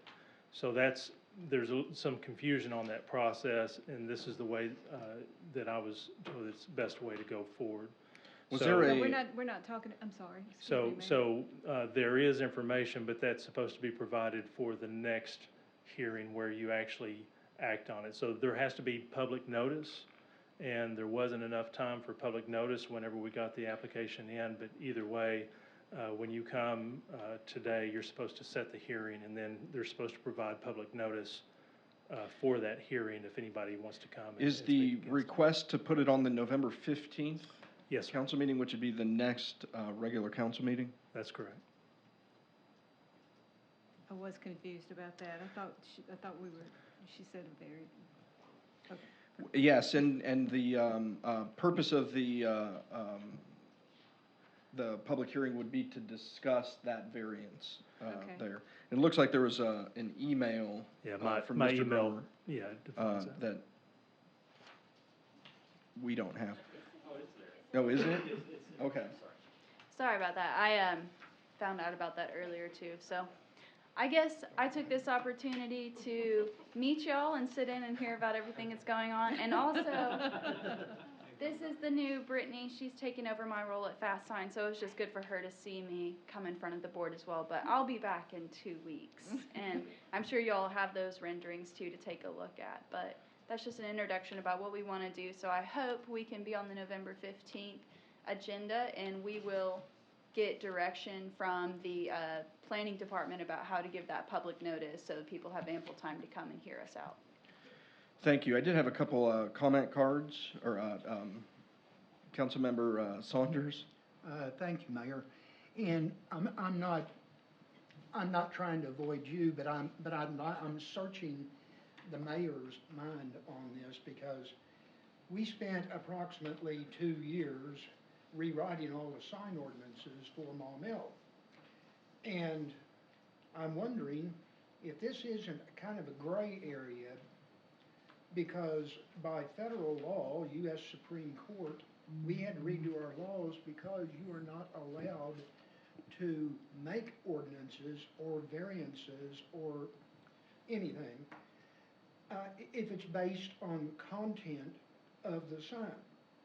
Now, if we're looking at a sign to see how it looks, and we have to be careful here too, because we're talking about the difference between 5% coverage and 10%. And I don't off the top of my head remember whether we covered that in our sign ordinances or not.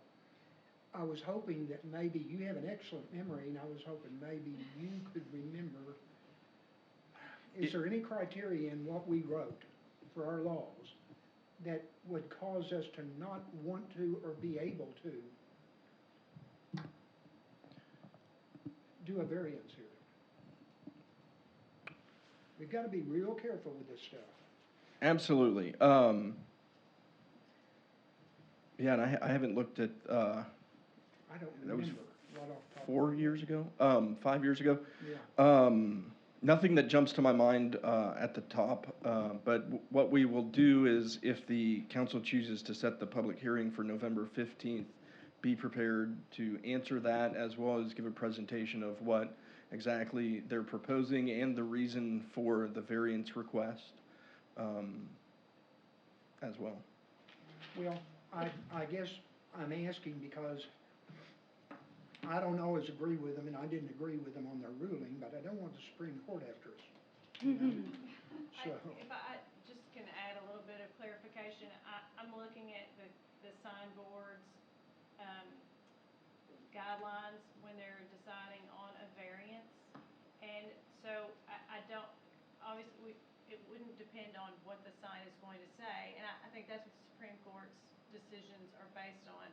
It can't be relative to what the sign is actually going to say. You shouldn't have to read the sign to know whether or not it's going to be in compliance. That's basically the following powers, and it shall be its duty, number 1, to hear and decide appeals where it's alleged there is error in any order, requirement, decision, or interpretation made in the enforcement of this chapter. Basically, with Scott, they're alleging that Scott didn't read the ordinances correctly, and so he's not enforcing them correctly. And number 2 is to hear requests for variances from the literal provisions of this chapter for the erection of a new sign in instances where strict enforcement of this chapter would cause practical difficulties due to the circumstances unique to the individual sign under consideration and grant such variance only when it is demonstrated that such action will be in keeping with the spirit and intent of the chapter. So, something unique to the building, something unique to the sign itself,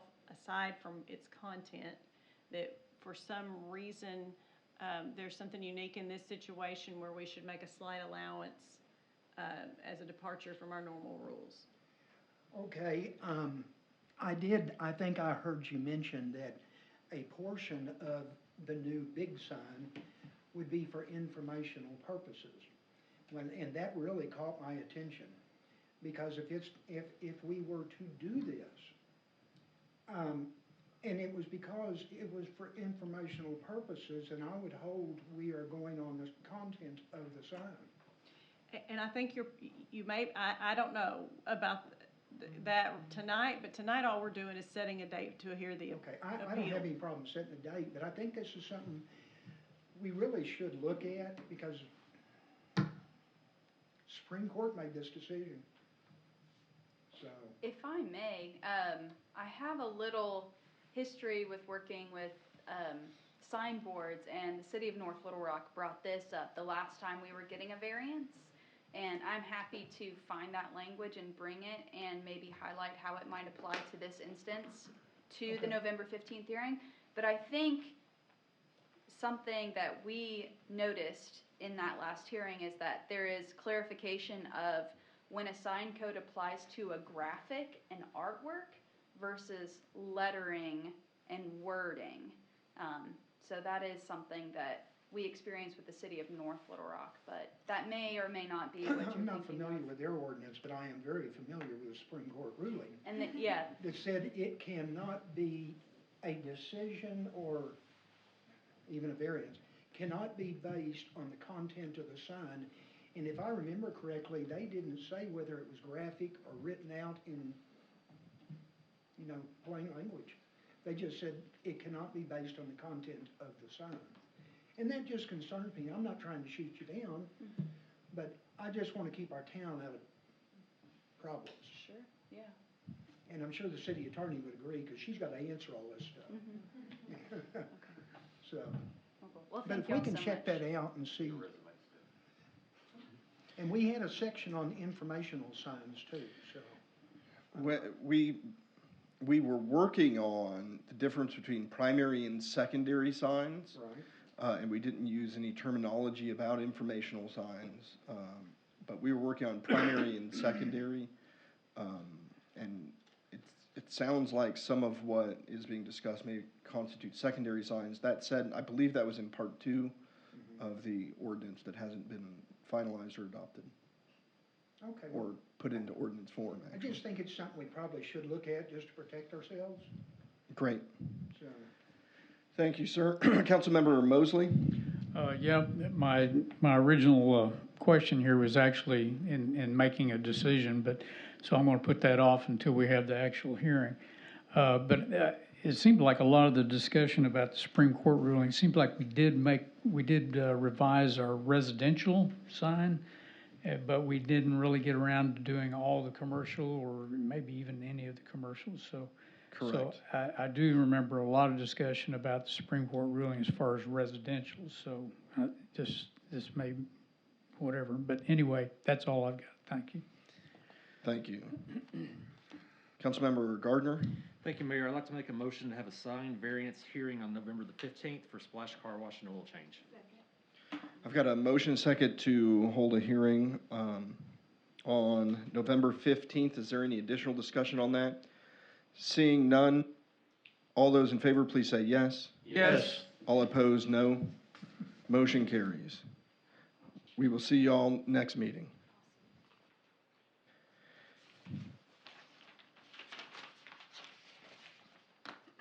With that, we will move on to Resolution 2021-34, authorizing the mayor to settle litigation. Madam City Clerk, if you could please read that by title only.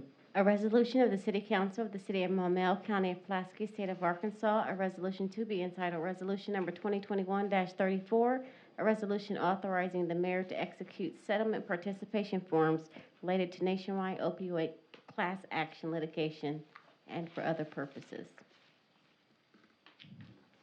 Madam City Attorney? I think mainly what I wanted you to take into consideration is the items that are attached as exhibits to the resolution. This settlement is highly recommended by the State Attorney General in her office, as well as the Municipal League. As far as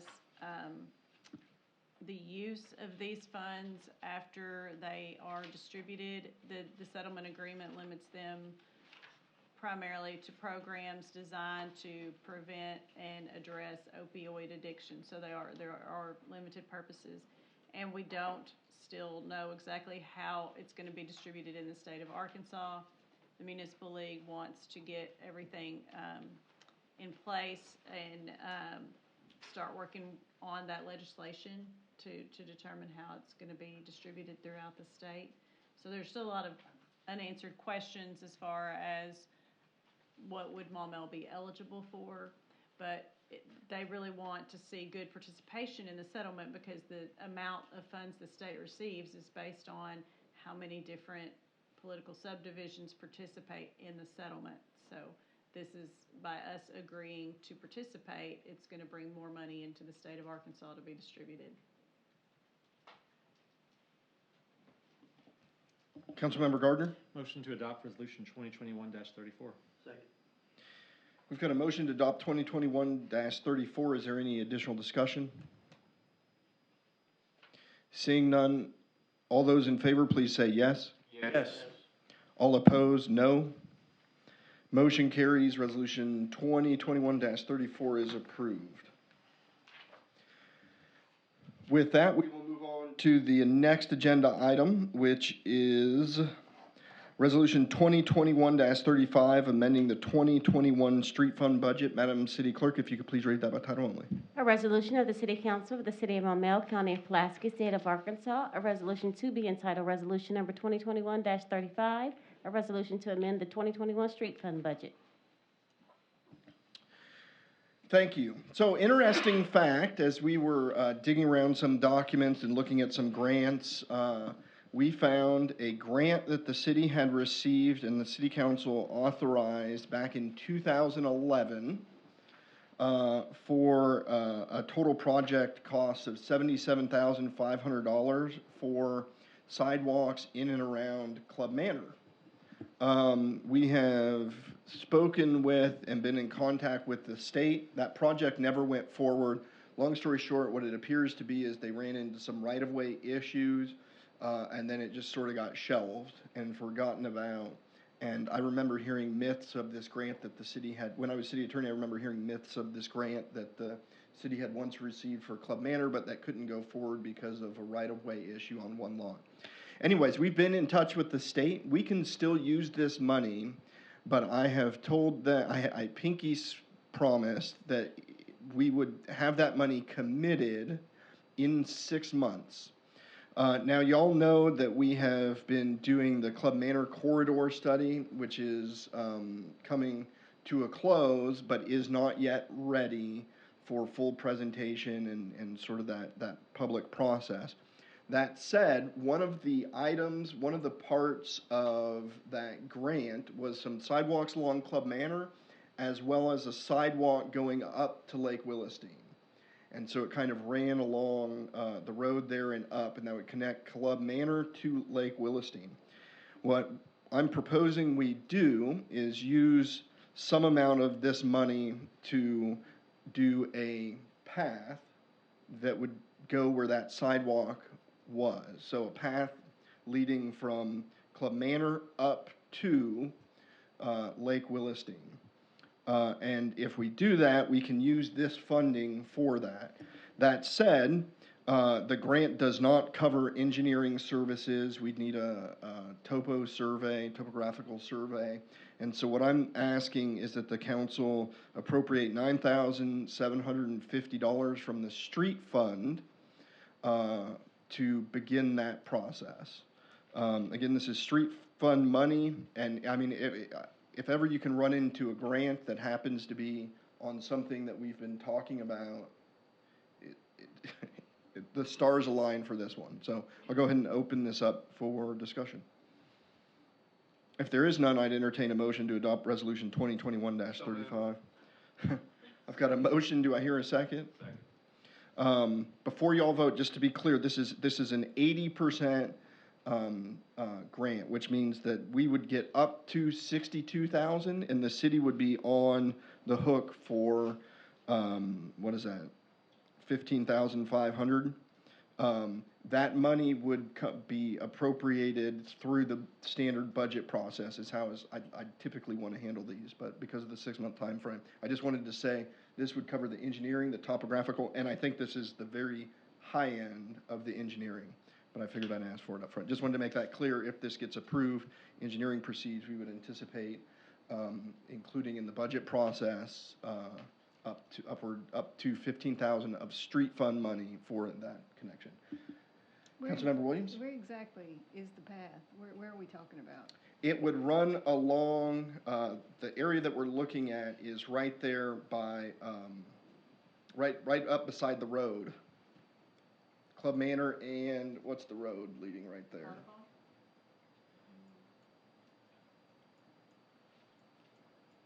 I can't believe I forgot. Is that road by Austin Family Dentistry? Willistine Drive, thank you. Oh, okay. So it runs, thank you. It runs behind Austin Family Dentistry, and that road looks like it's about a 100-foot road. Yeah, So it's right behind the Dr. Skinner's office. Yeah. So that's where we're looking at it going.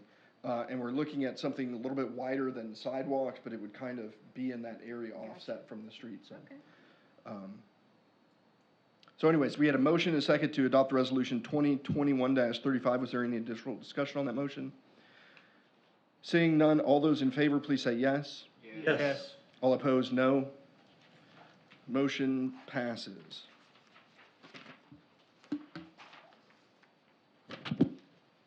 Next item of business is the first reading of Ordinance 1051, enacting supplemental provisions of the City Code. Madam City Clerk, if you could please read that by title only. An ordinance of the City Council of the City of Maumelle, County of Pulaski, State of Arkansas, an ordinance to be entitled Ordinance Number 1051, an ordinance adopting and enacting supplemental provisions of the City Code for the City of Maumelle, Arkansas, providing for the repeal of certain ordinances not including therein, providing for the manner of amending such code, and providing when such code and this ordinance shall become effective. Thank you all. This is on first reading. Many of you all may recognize this. This is the standard ordinance that we pass periodically after we submit a number of ordinances to MuniCode. They codify them, but before they go into full effect in their codified form, we run this ordinance.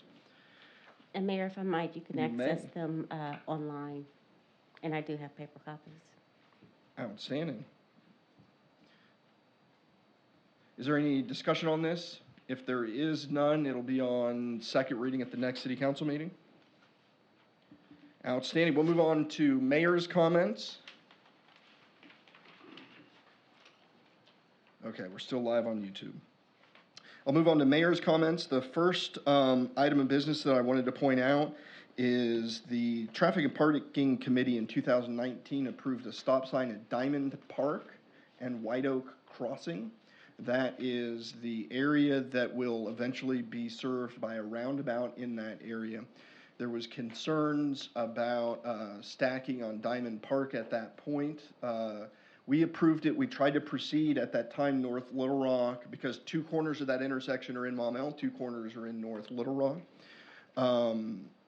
After we've been communicating an awful lot with North Little Rock's traffic engineer regarding the adaptive traffic signals and how we can get them to live up to their promise and their potential. And that's an ongoing situation that I think we're making minor improvements, but not near to where I'd like it to be yet. But anyways, during some of those conversations, we readdress that stop sign issue, and North Little Rock agreed to allow those signs to go up. For the last week, 5 days, we've had the stop signs up, covered in black, flags on them, some additional signs. I didn't get a chance to talk to Mike Hogan before the meeting, but I think we're also going to have some sandwich board stop signs, and then folks out there hoping to monitor it. The police department is well aware of it.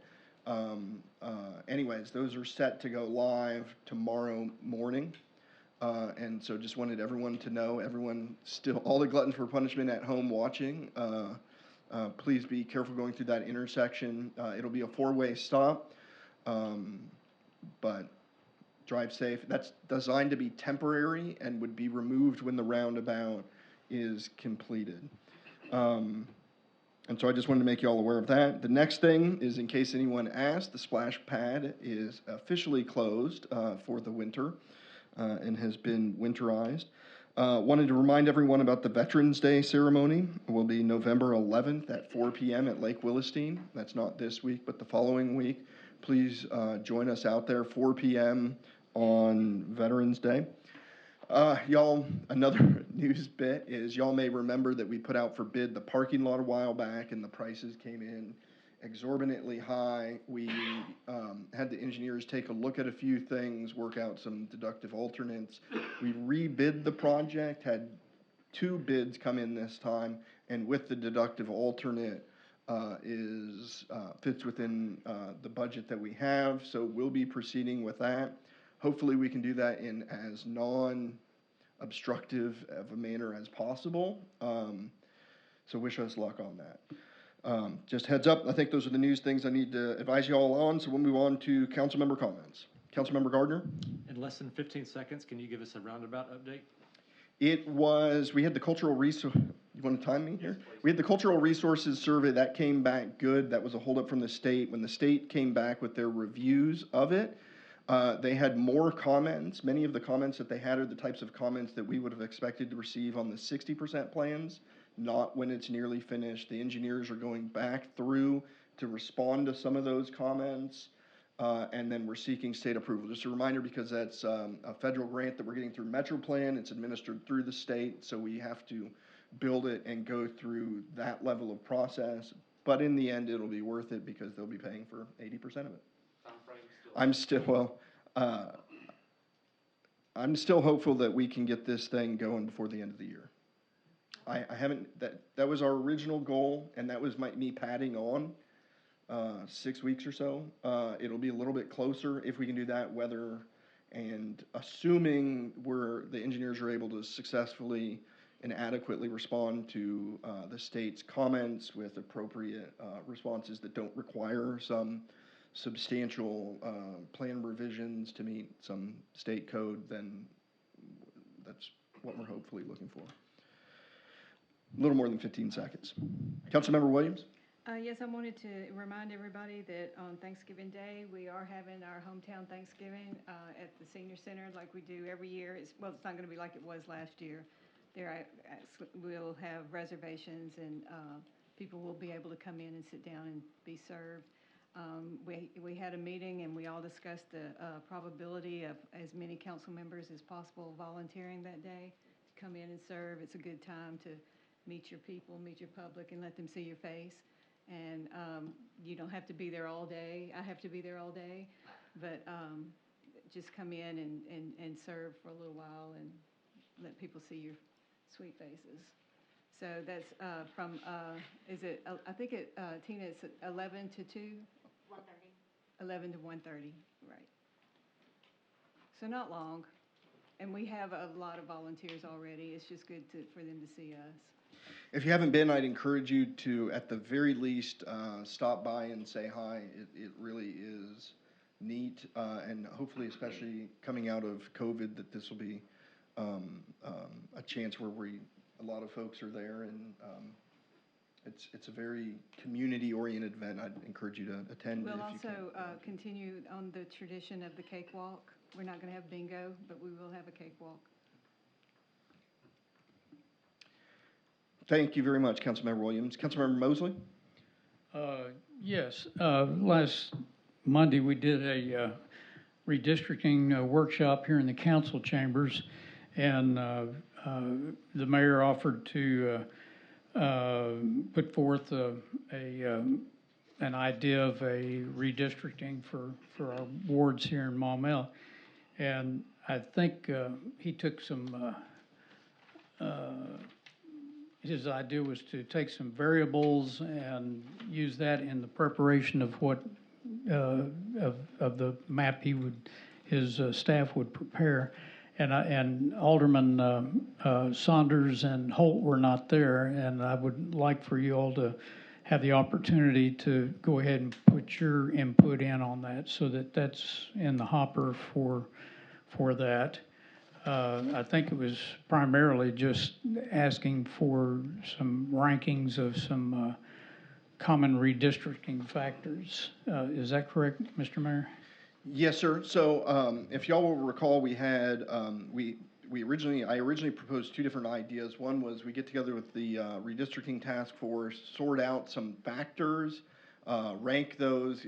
We would then be able to get the council a general direction on the direction, general idea of what the council was looking for direction-wise. We'd be able to take that input, go back through the process, draft a map that we felt matched the council's priority. The other option was to just propose several different maps, submit them, and then go that way. Council thought that going through the priority list would be best. We held that meeting. There was a number of different priorities that were given. We passed out some worksheets. Some of the priorities that were there were expected growth, preservation of neighborhoods and communities of interest, preservation of existing ward cores, simplicities of boundaries, incumbent preservation, the qualities of population, compactness. Two council members brought up additional factors such as input from the council and keeping politics out. I would suggest, if they're not prepared to give their three top priorities tonight, that you accept them at the next council meeting. I'll accept anything, anytime. Hopefully, we'll have a date set for the next task force, maybe even prior to the next meeting. Actually, that was my second comment here. Is I felt like at our last meeting, I was unsettled about that meeting.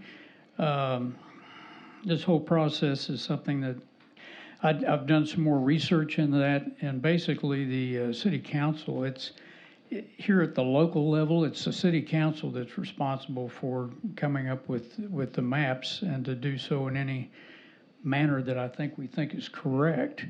And I think at that last meeting, there were several of us that were expecting to maybe come in to a workshop, maybe in the Blue Room, where we had a map and we could just all give our ideas and either come up with one or two or three possible solutions, but just a hands-on type workshop. And that's something I would like to go ahead and do.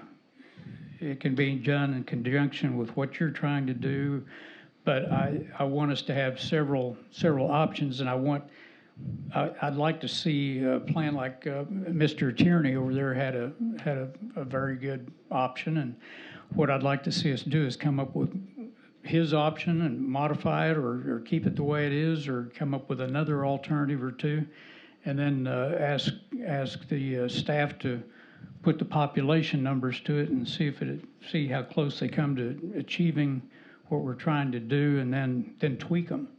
Is what I'd like to do. Is somebody else in agreement with doing something like that? I'd always be in favor of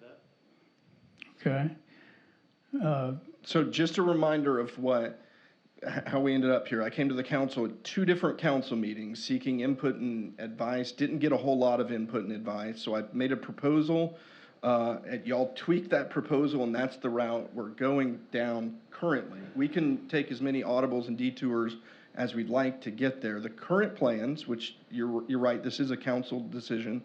The current plans were to take that map, come back with a proposal that met those factors as objective, issue-based way, so that it isn't political. Come to y'all, have the GIS tech here with a map, put it on screens, and we can call it. We can have as many hour meeting as folks want. Is the path we're currently going down. And so in that meeting, we'll start as currently scheduled. We'll start with the map that fits the council's priorities as stated by those various factors, and we could play with that and throw that whole thing away and go with it. under the current track. We can change tracks as many times as everyone wants. I just wanted to be clear that the goal is not to give you a map that we can't change. It'll be to be in here with Jason and GIS, and we can start flipping numbers and everything. It's not a very quick process, but Okay. it's not long. Well, I guess I am asking that we do, what I'd like to do is call a little bit of an audible here. This process has been something that's taken a while to digest, and it shouldn't be really that big a deal. I mean, we don't have a complicated situation out here in Maumelle, and I think we can just sit down and come up with a couple of maps. So either I'd propose we have like a task force meeting a week from tonight, or perhaps reserve the first 20 minutes of our budget workshop for seeing what we can come up with. Any comments on that?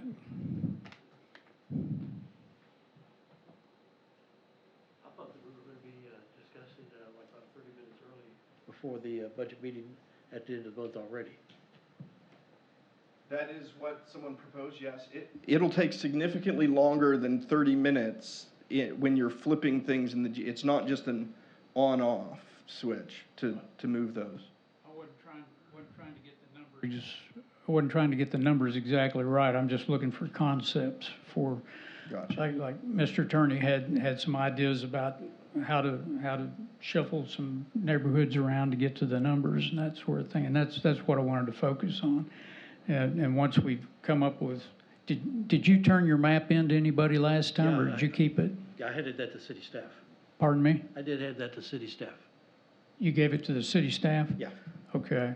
Because, what I'd like to do is sit down and let's take a hard look at that. I just barely glanced at it the other night. So, let's convene like for the first 30 minutes of the budget workshop, or else convene at 5:30 and then convene the budget thing at that time. Would you want to do 5:30 to do this?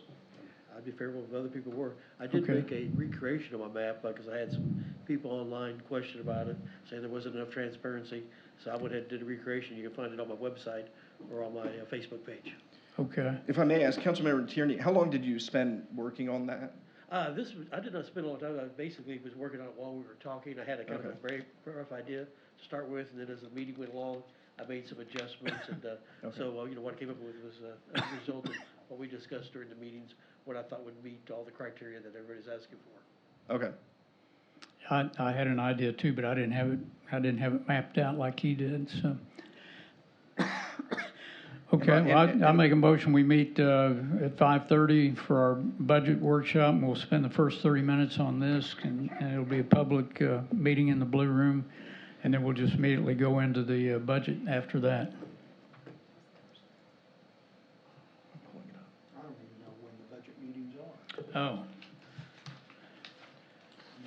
The first budget meeting is at 6 p.m. on Wednesday, November 10th.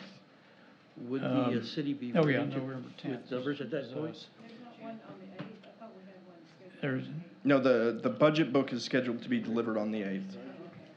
that's between the mayor and his folks. That's when we have our first meeting on the 10th.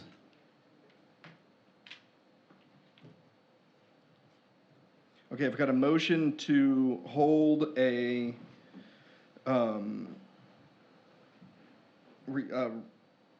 redistricting workshop at 5:30 p.m. on November 10th. Mr. Mayor, I ask you, what was your timeline on meetings for this? What did you have in mind? We were looking at, I think we can have something, if the council's free, I was going to verify whether or not the Civil Service Commission thought they would be meeting in this room next Monday. Yeah. We'll have something this week. So the next available meeting time was whenever the next available meeting time is, Tuesday, November 9th. Yeah, we'll have something this week, so anytime after this week should be good to go. It just concerns me. I don't think 30 minutes is long enough, and 30 minutes right before a budget meeting. is gonna be hard to So why don't we do it, why don't we do it the 8th then? It's Monday, and just do it at 5:30 on Monday and stay for an hour, however long we need. Well, we've got a the Civil Civil Service Commission Service is meeting in in here, and that'll be recorded. We could hold it in a different room and simply audio record it, but we wouldn't have video recording or Well, streaming capabilities. I wanted to do it in the Blue Room anyway, so the civil service would be in here, correct? Yes, but Okay. this is all the same recording software, so we can record it by, an audio recorder, but we wouldn't be able to go live or have video. I don't care, but I would like to get us together to where we can stand around the table and fiddle with it. Are we having discussion on this motion yet, or? Yes, well, I had a motion and a second to, hold it. We don't have a What's that? second. I'll go ahead and second it, yeah. I was waiting for us to decide what the date was gonna be. Oh, okay. So we've got a motion and second to hold a public, redistricting workshop at 5:30 on November 10th. Well, this would be before the budget meeting, so. Now, can we make, are we discussing now? Yes. Okay. open. I am totally fine with having more meetings on this. I felt like we're rushing into this just a little bit because city staff needed time to prepare it. I'm all for us getting in a room together with a map and kind of tossing out our ideas of where things move around. But until we have numbers, I think it's premature. I don't want to put a date on it and say we're going to do it, what's the date, next Tuesday? The ninth. So that's, Next yes, Tuesday's the Tuesday 9th. At 5:30, and we have 30 minutes. Is that a budget meeting day? The Wednesdays is the budget meeting. Oh, so this is another meeting, okay. So they switched it, I missed that. So it's the 9th now? It's the 10th. The idea was to have a meeting at 5:30 to end at 6 for the budget workshop at 6. Yeah, I feel like we're kind of rushing into that, but I want us to have as many public meetings as we're comfortable with, that we want to have. But we want some information. I don't want to go into a meeting not knowing what we're going to be doing. So I would rather have some direction from the city first with some numbers. And I think we all kind of have some ideas of areas that we can move around to help with our individual wards. But until we can get those numbers, I feel like it's... Here's what as I understand, you come up with the areas and then they put the numbers to it.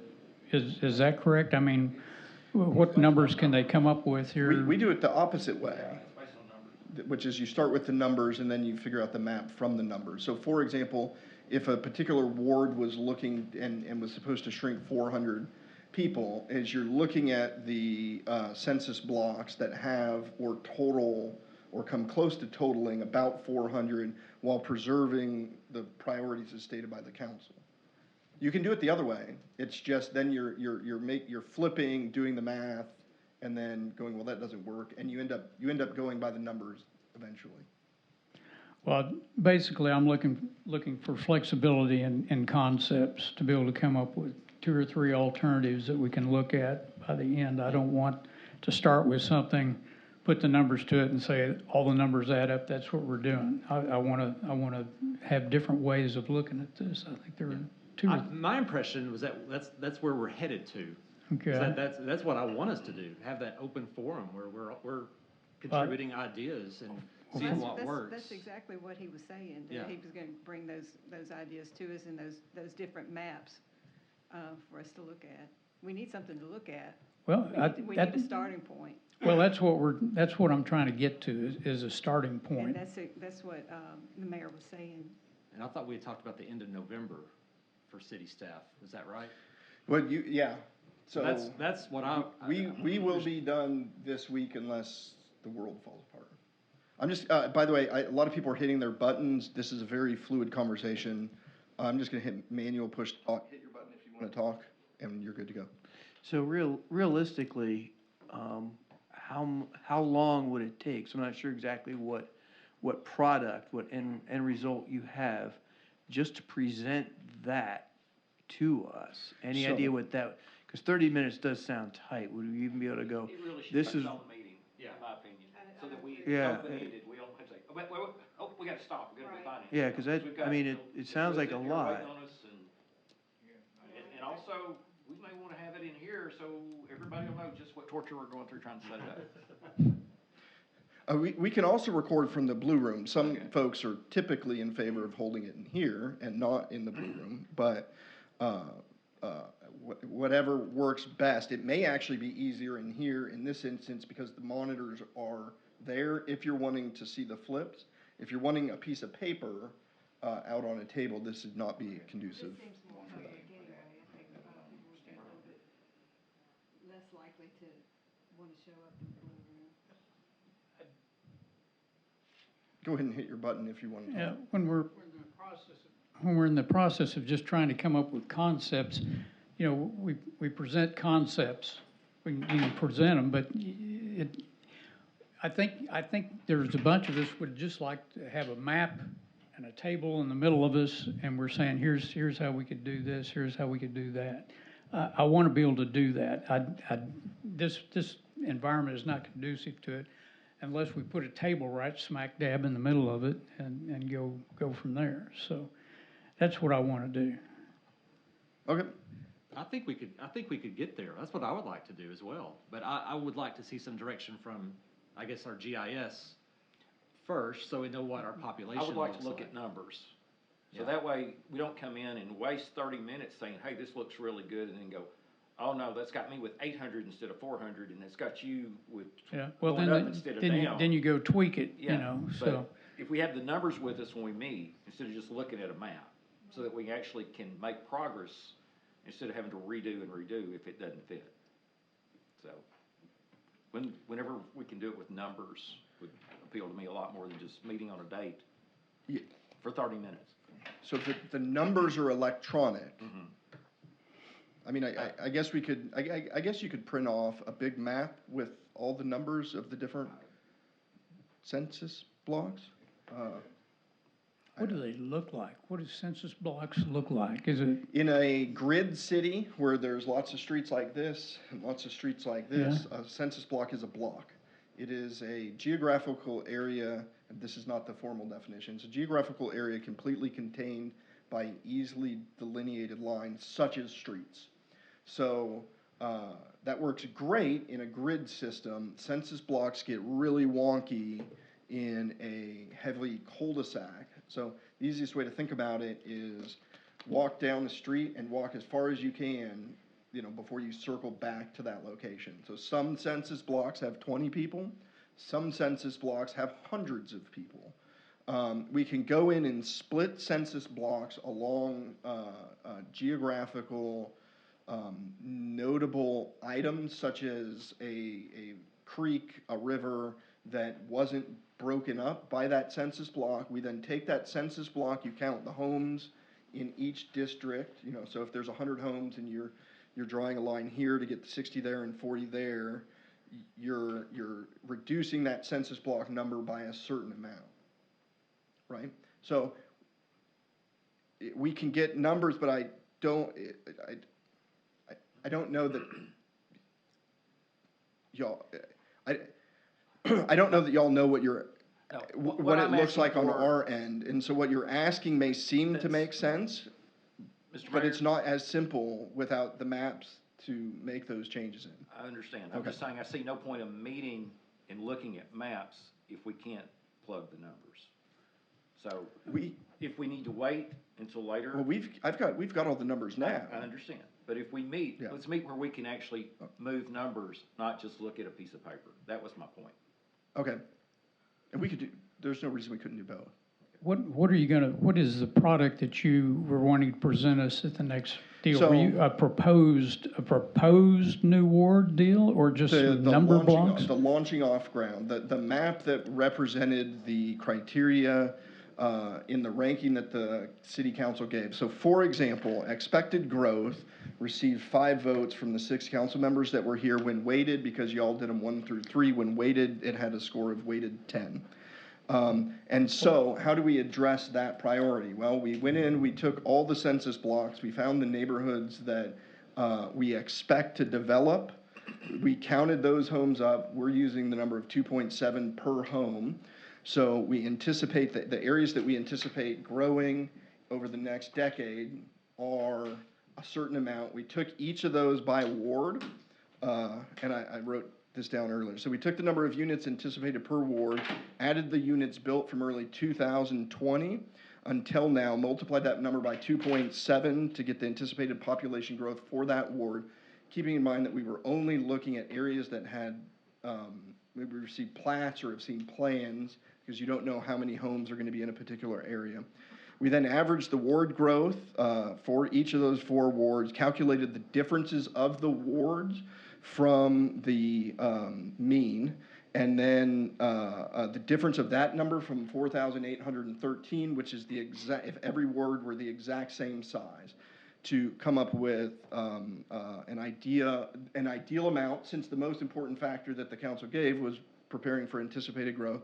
That means that Ward 4 or Ward 1 would have 4,626 population. It needs to reduce 476 from its current area.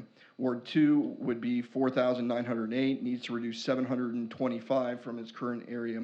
Ward 3 would be 4,869, needs to reduce 455 from its current area. Ward 4 would need to be 4,848, needing to add 746 to the current area. Pardon me, Ward 3 grows 455, not reduces.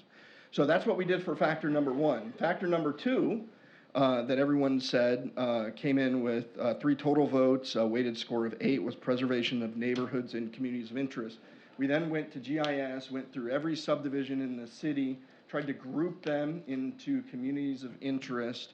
We've then done that, and so the next item on the list is the rank score for the next 2 items was preservation of existing cores and simplicity of boundaries.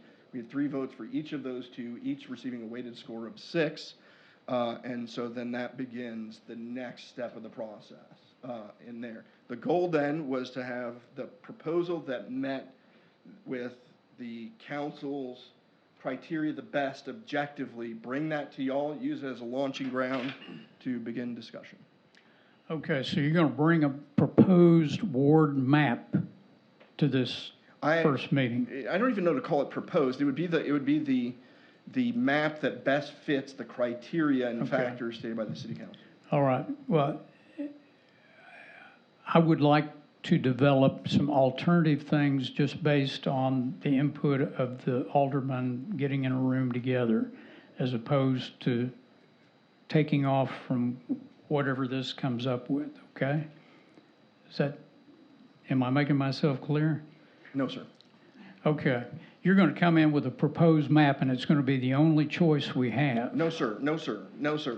That'll be the launching ground whereby you can go through everything that you're wanting to do there, but knowing that that was the map that met the objective factors that the council presented. Again, I'd like to get us together just to brainstorm over a map, and whoever wants to come can come.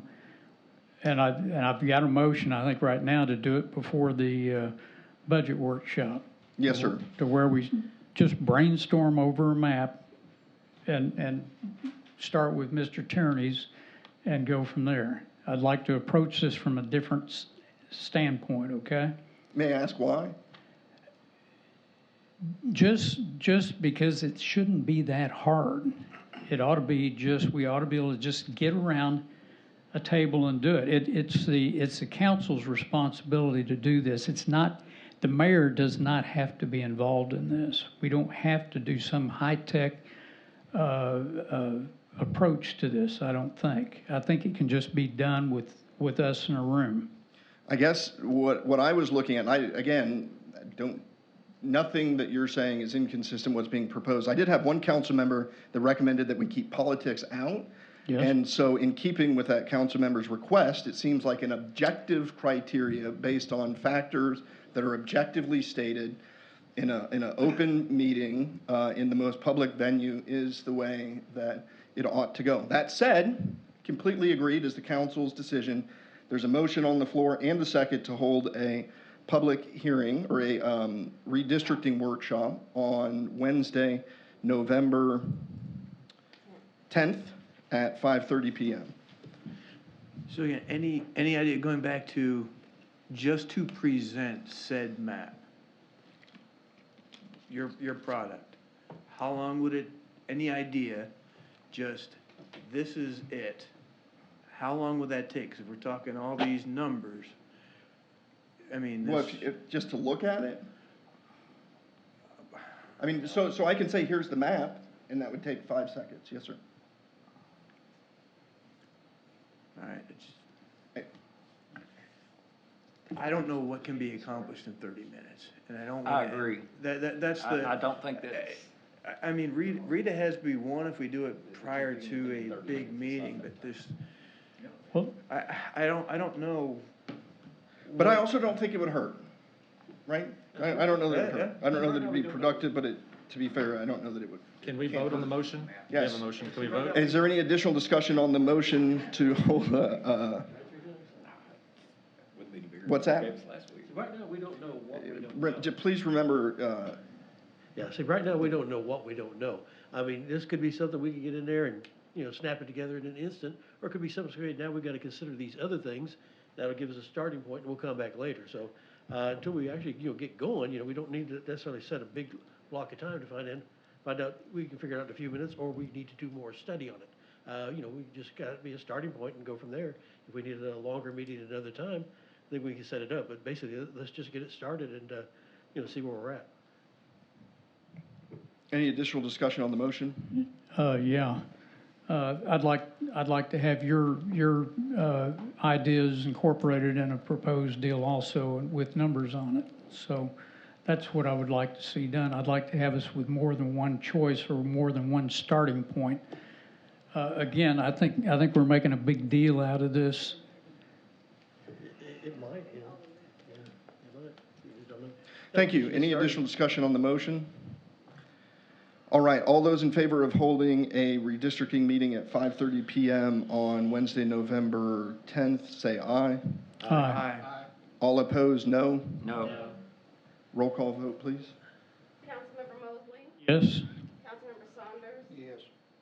Councilmember Mazzoni? Yes. Councilmember Barton? No. Councilmember Williams?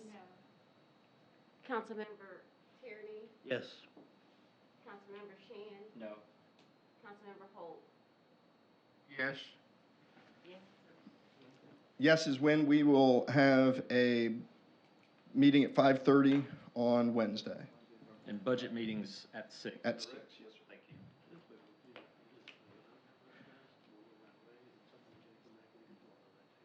All right, any additional council member comments?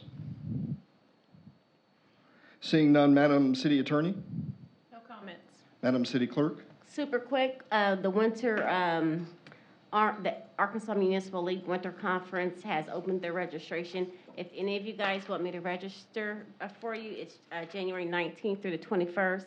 If you know tonight, raise your hand. Is it virtual? No, you know tonight? Okay. You have the option of attending virtual or in person. There is a fee, so you guys make sure you can actually attend so you don't spend money and not go. The dates are the 19th through the 21st. And you have the option of attending virtually or attending in person. The cost is the same, whichever you choose. So currently, I have Councilmember Shin, Attorney Krebs, myself, and the deputy, and Councilmember Williams and Gardner. And so if the rest of you need to check your schedules and shoot me an email, that's fine. I just want you guys to know that we do have this opportunity. We hadn't had it in a couple years to attend in person, and I anticipate a pretty large turnout. So, thank you. All right, thank you very much. If there's nothing further, I'd entertain a motion to adjourn. Got a motion second. All those in favor, please say yes. Yes. All opposed, no. Motion carries. We are adjourned. All that, Thanksgiving.